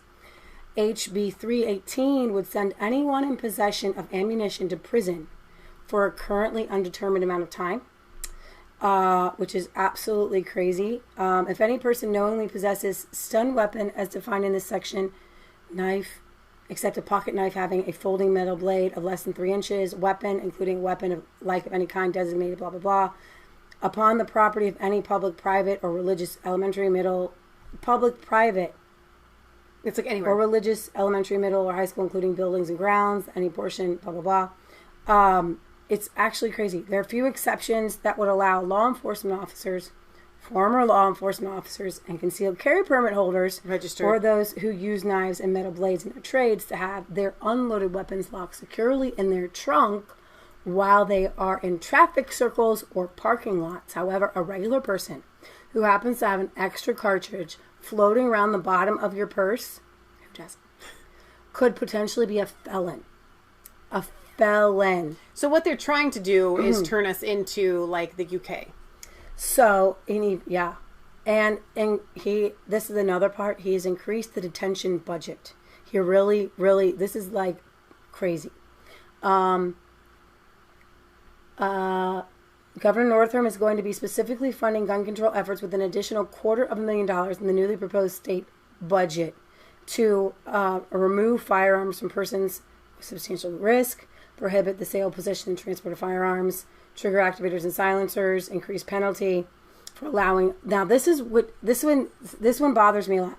Increased penalty for allowing a child to access an unsecured firearm. If your firearm is used or stolen from someone, from yourself. Now, why aren't people? And I understand it doesn't happen a lot, but if somebody comes into your house, or if your child takes the keys to your car, and it does happen, teenagers take the keys to their parents' car and they drive drunk, or they get in a car accident all the time. Maybe they were told they shouldn't drive the car. Maybe they didn't ask. Is that parent held responsible because that car killed somebody? Right.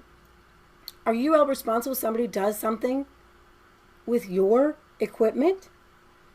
Now, what they make it out to be is that you put it in your front lawn, loaded, with a sign that says loaded gun, take it if you want. Right.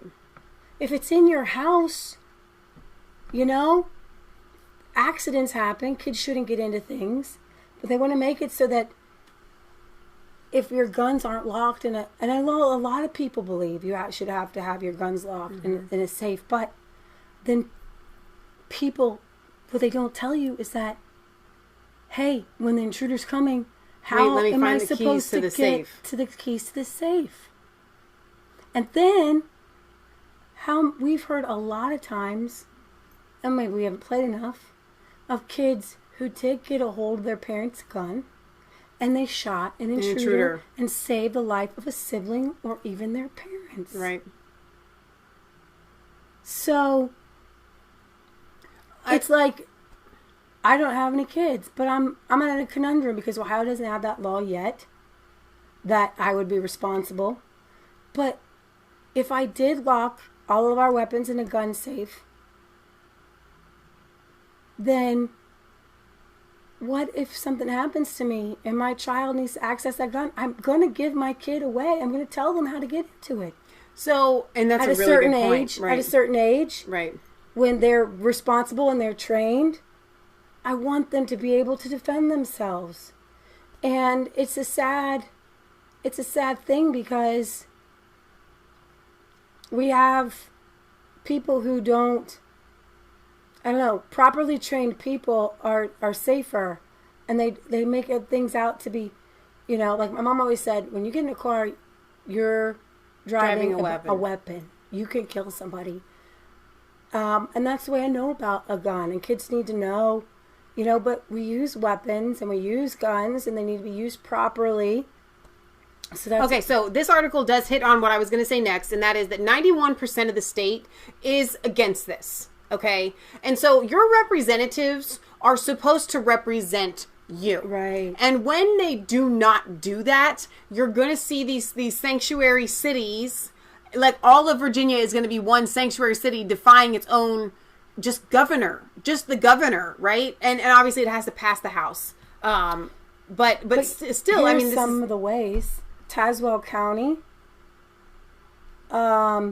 has decided to... A lot of militias have been popping up because the Constitution of Virginia says that a well-regulated militia is like a requirement, practically. Right. That's in the Constitution of Virginia. And so they're getting away with it going around it by forming all of these militias. And then Culpeper County is vowing to deputize thousands of citizens, and then they can have their guns. Right. So this is the way you can get around the law, and I love it because Virginians... They're Virginians, man.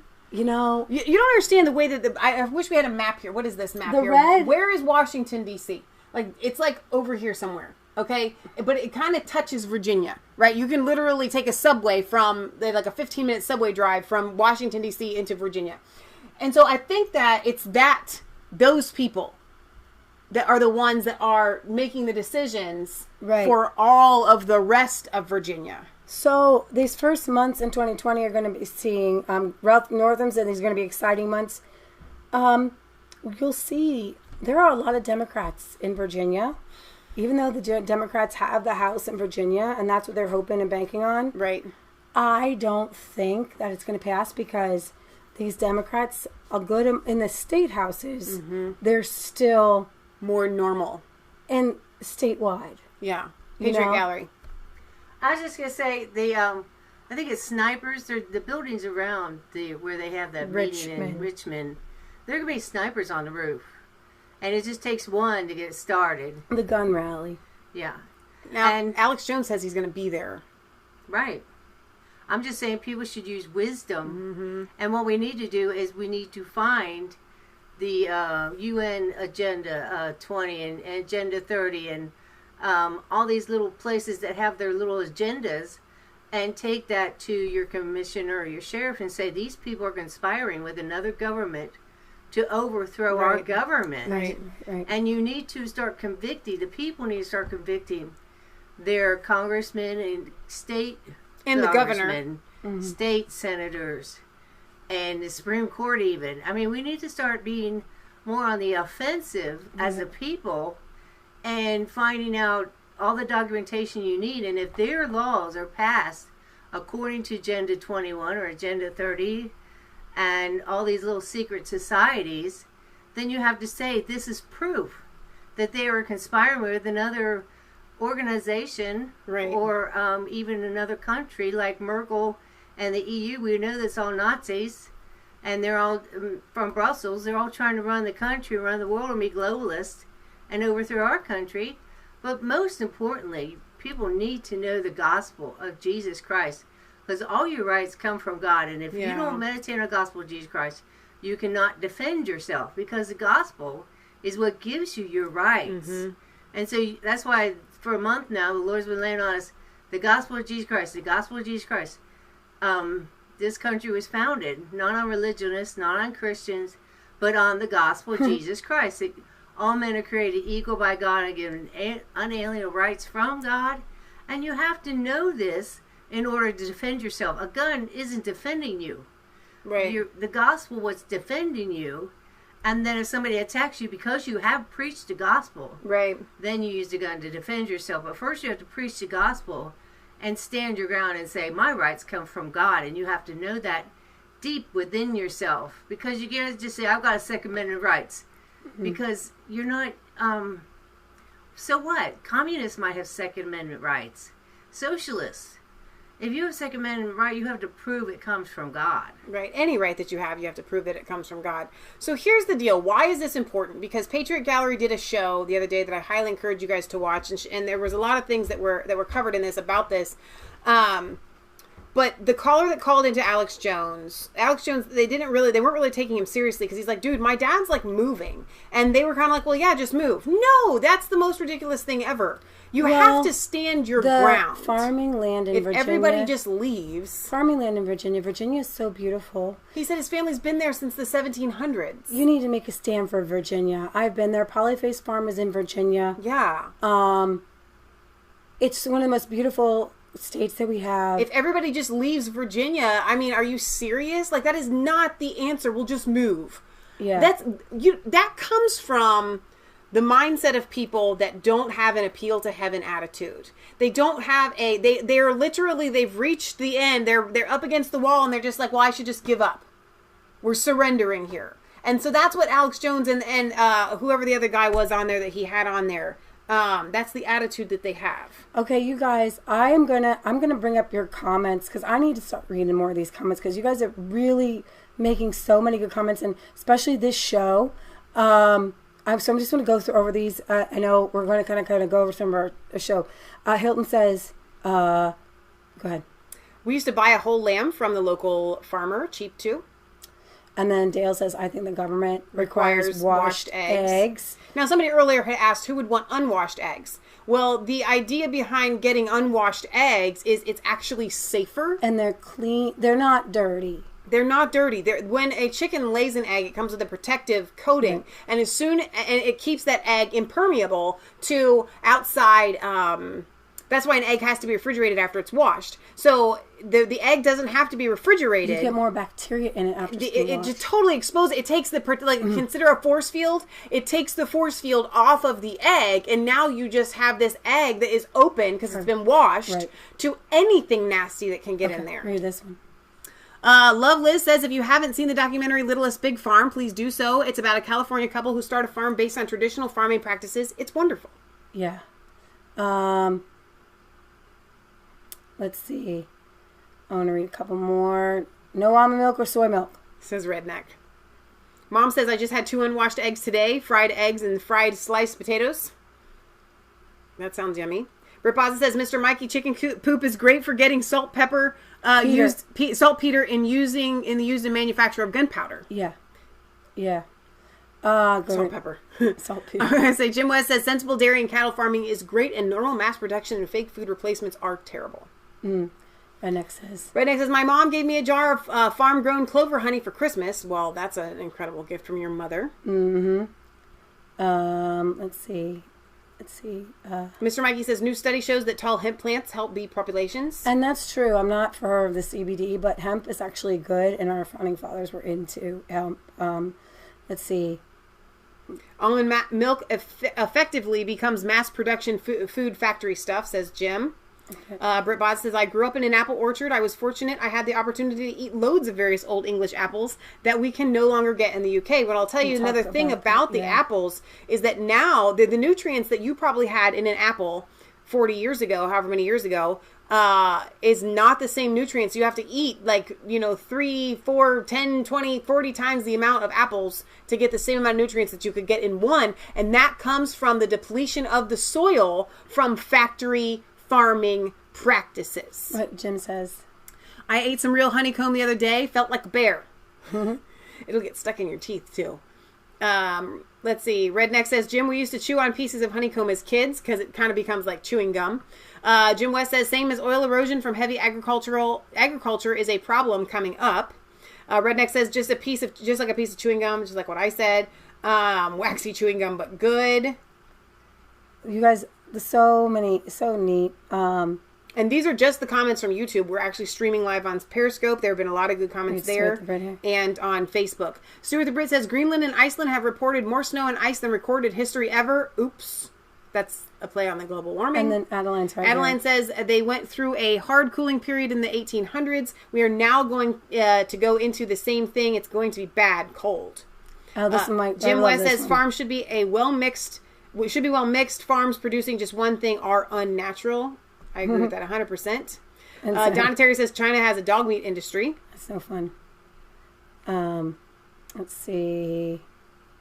You're way up in the comments. Read Mom here. Resistant Chicks. Mom says, God blessing them with their heart's desire, their own land, wife and children, barns overflowing, wife, happy children, happy. Everyone healthy, all animals, crops healthy, plenty of water and plenty of sun. What makes a man happy? Having a lot of land to love and carefree. I think a lot of crops to love and care for. Love and care for, a lot of animals to love and care for, and having a wife and a lot of children to love and care for. What makes a woman happy? Being pregnant, having a lot of children to love and care for. So, do you hear any of that in that climate change mess? No, you do not. Crazy. There's a couple more. Stuart the Brit says, in my experience of bushfires, wait and watch how quickly the Australian bush turns green again, shows the power of nature. We will be covering the Australian fires on Sunday for sure. We'll also be talking about Meghan and Prince Harry because you have to. Yeah, for sure. That's going to be a big one. Hopefully my voice will be back because I have a lot to say about that. There's a couple more. You guys really were into the show tonight, probably because I didn't talk so much. No, I'm just kidding. You were talking plenty. You did fine. Let's see. Is that no, you got a way to go. You're way up. No, was that a dig? No, you did good. You were talking plenty. No, you did. There's a couple more because you guys were. She had built me up that I was going to be able to do the whole show by myself, practically. Well, I found that when I talked. I was all excited about it. I was excited to run with it. You talked more. Well, okay, but not. I know. couldn't. It was okay. I told him in the chat ahead of time that I was going to be able to do the talking, and Mom goes, no, don't worry. Leah will still do all the talking. She can't help herself. Well, the tickle was there when I didn't talk, actually. Well, and I have to tell you, I've been on the show, and I don't do most of the talking, and that tickle is like literally like murder. It is the worst feeling on the planet.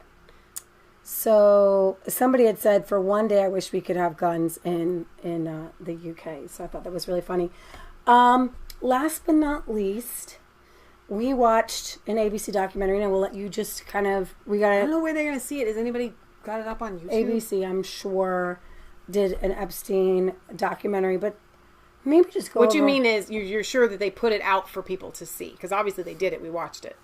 Yeah, well, I'm sure there's going to be ways to find it. I don't know, but why don't you just tell them some of the highlights of the documentary they did?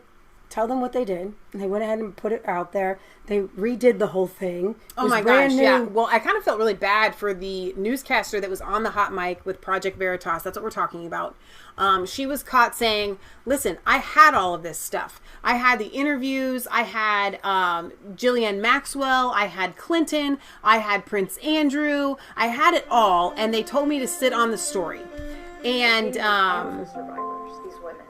So somebody, I'm sure, is breaking it up into different parts. And then that's when she said, I'm convinced that Epstein didn't kill himself. I knew that I had it all. They wouldn't let me run it. So then ABC was like, hey, we'll run it. So she doesn't get to run her own story. She's not anywhere on it at all. No. This is devastating, I think, for her. I would be so upset. I would be furious. And they redo the whole thing. They leave out the Clinton connection altogether. They included a Trump connection. They tried to play it like somehow he's connected to Trump. And I'm like, you do realize that Clinton flew on the Lolita Express multiple times, that Hillary Clinton has stayed at his compounds. And they didn't mention that once, but they mentioned that Trump's name was on a list of contacts that Epstein had, and it was a list of like literally hundreds and hundreds and hundreds and hundreds of A-listers. And just because he had Trump's name on there, they're correlating that when actually Clinton and Hillary were like best buddies with this guy. And but that's an aside. These victims didn't give up. It starts in Palm Beach, where the first accusations are launched, and these investigators, they thought that they had him, and the lawyers thought that they had him, and every single time where the big wigs that see it say, oh my gosh, we're going to throw the books at this guy, it's going to be easy peasy, shut and closed case, and then all of a sudden crickets, and then nothing happens to this guy, and he gets off. There are so many people in this line that are responsible for continued victims suffering. I was shocked. My number one takeaways were, oh my gosh, there's so many victims. I had no idea. He's a monster. Hundreds and hundreds and hundreds. Thousands probably. When they said he was probably the most prolific sex offender in the country, maybe just like that. He would have girls like what? They said 9 times a day? A fresh girl? 3 times a day. 3 times a day, whatever. A fresh new girl. And like that Gazelle woman. Ghislaine Maxwell. She raped people too. Mm-hmm. She was part of it. I don't know where she's at. You said she's an Israeli informant or whatever. This is one of the victims who's an artist. I'm drawing, I realize that's another. She was more than just a victim, though. She actually worked for Epstein. She opened the door. She allowed these girls in. She didn't know what was going on. She was lied to, and she was told that they were just models for this company. So she drew these pictures of them. Reported it so many years before. Later on. But then they did attack her. My name is Maria. Right. Ghislaine Maxwell and Epstein had her in a bedroom. They tried to attack her to do some sort of threesome. They covered the Palm Beach incident more than anything else. They left Clinton completely out of it. They tried to name drop Trump more than anything else. My only takeaway is that Epstein was some sort of government informant, because the feds dropped the case. Mm-hmm. You had so many people tailing him. They went through his trash. They had everything to put this guy in prison for life. The case in Palm Beach, they said, we're going to put him away for life. The FBI came in and said, well, we'll put him away for life. They could have put him away for more than 50 years because of all the evidence that they had. Right.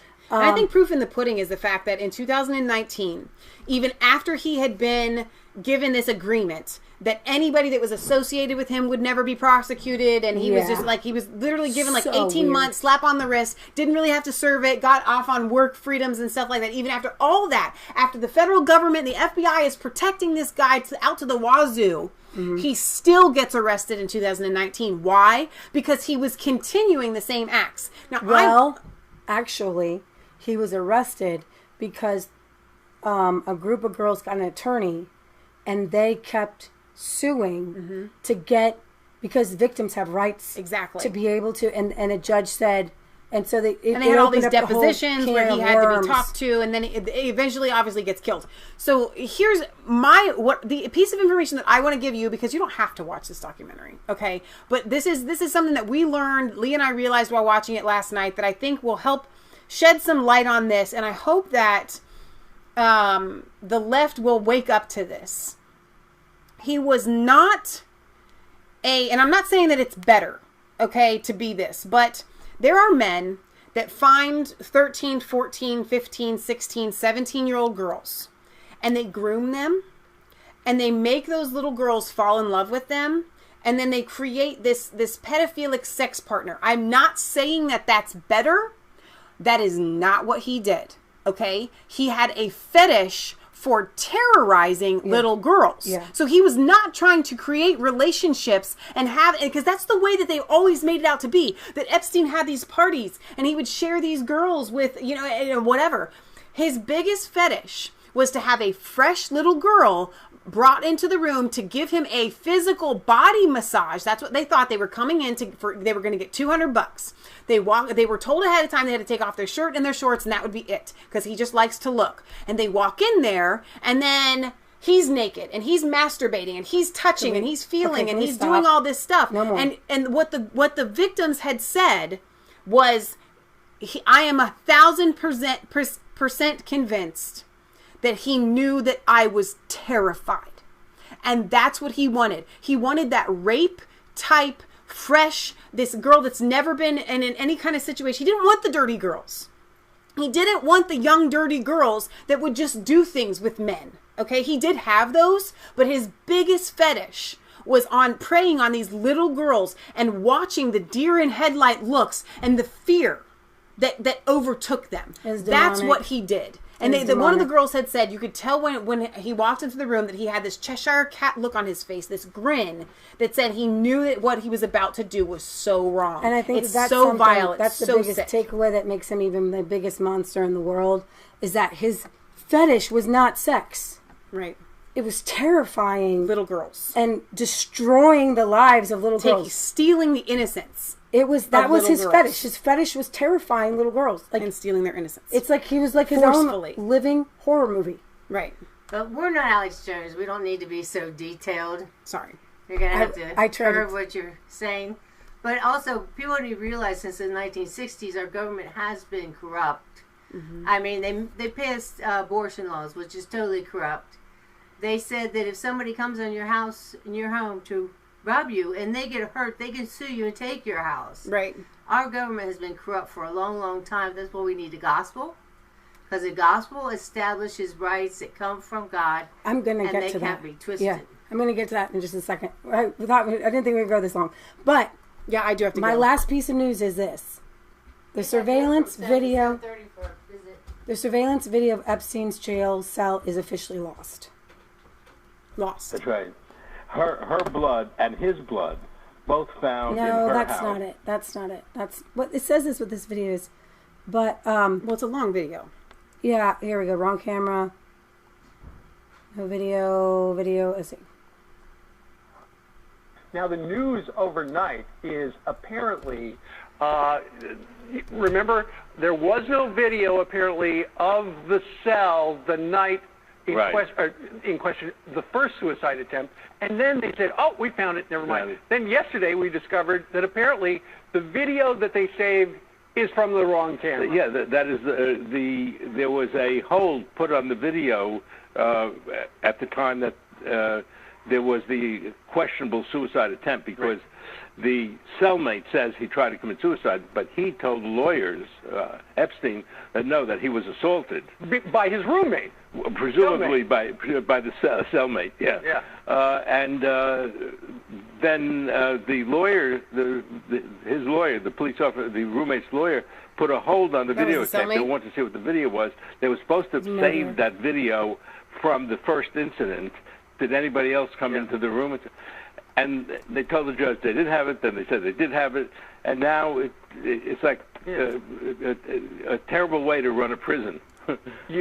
So that's the first. We know we don't have the video for the second one. For the first time, when he literally says, like, if you try to commit suicide, you tell people. He's like, this guy assaulted me. They put this giant man. Why does he even have a cellmate? A murderer. Okay. You got Julian Assange, who is completely like an innocent guy, never done anything. Yeah. He's in solitary confinement. Exactly. So I don't know if Michelle wants to bring up my 7 steps, but I'm not gonna go over them. But if Michelle can put the link in there. After all this news, I'll put the link in the description. After everything, if you guys didn't see my video on the 7 steps to change and fight the culture war. Yeah. As mom, I usually like to sum it up in the end. What I want you to do from here on out for the rest of 2020, when you're in a situation and you feel overwhelmed, I want you to say, Jesus saved me, God loves me. I want you to know that God has wonderful plans for your life. I want you to know that God loves people and he doesn't want to see them hurting. Okay? I want you to know that we are God's hands in this earth, that good things are happening, that change is taking place, that the kingdom of God suffers violence, with the violent take it by force spiritually. We can take back ground. And my new challenge for myself and for other people, like when bombs go off or when Epstein is talked about, if you guys would collectively do something with me in these situations, I want you to calm the storms, just like Jesus did, and say, peace, be still. Yeah. That's what I did when on the night before Trump was going to, what are we going to do with Iran? I just said, peace, be still. When I'm thinking about the EU, when I'm thinking about the immigration crisis, and you start to feel overwhelmed, because that's what the devil wants you to feel, is overwhelmed. Jesus came to set up his kingdom in this earth. He came to bring peace, not a sword. Okay? We fight not with weapons. Okay? Yes, have your guns. When it comes to Virginia, this is my challenge. Everybody, when you think about Virginia, when you hear somebody talk about it, talk about them taking guns away, I want you to tell that storm. You gotta put. I'm getting ready to go because I gotta go. Tell that storm, peace, be still. Peace, be still. Peace, be still. And I'm not telling you just to have peace. I'm telling you to tell the Virginia Parliament, or whatever you call it, not Parliament, sorry, Congress, Virginia Congress, peace, be still. You're causing a storm right now. Peace, be still. Peace, be still. If anything unsettles you, okay, you come, it's okay to know this information.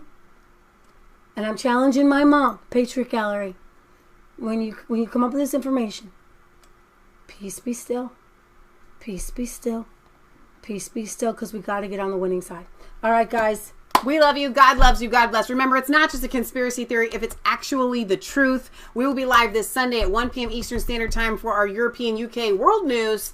If you want to send us your letters, you can. P.O. Box 107, Milford, Ohio 45150. We will read them on air. We have a mail call on Sunday. Barry's package finally came. So we will be doing that. I'm really excited about it. And so I hope you have a wonderful rest of your weekend. Be safe. We love you. God loves you. God bless. And we'll see you back here on Sunday.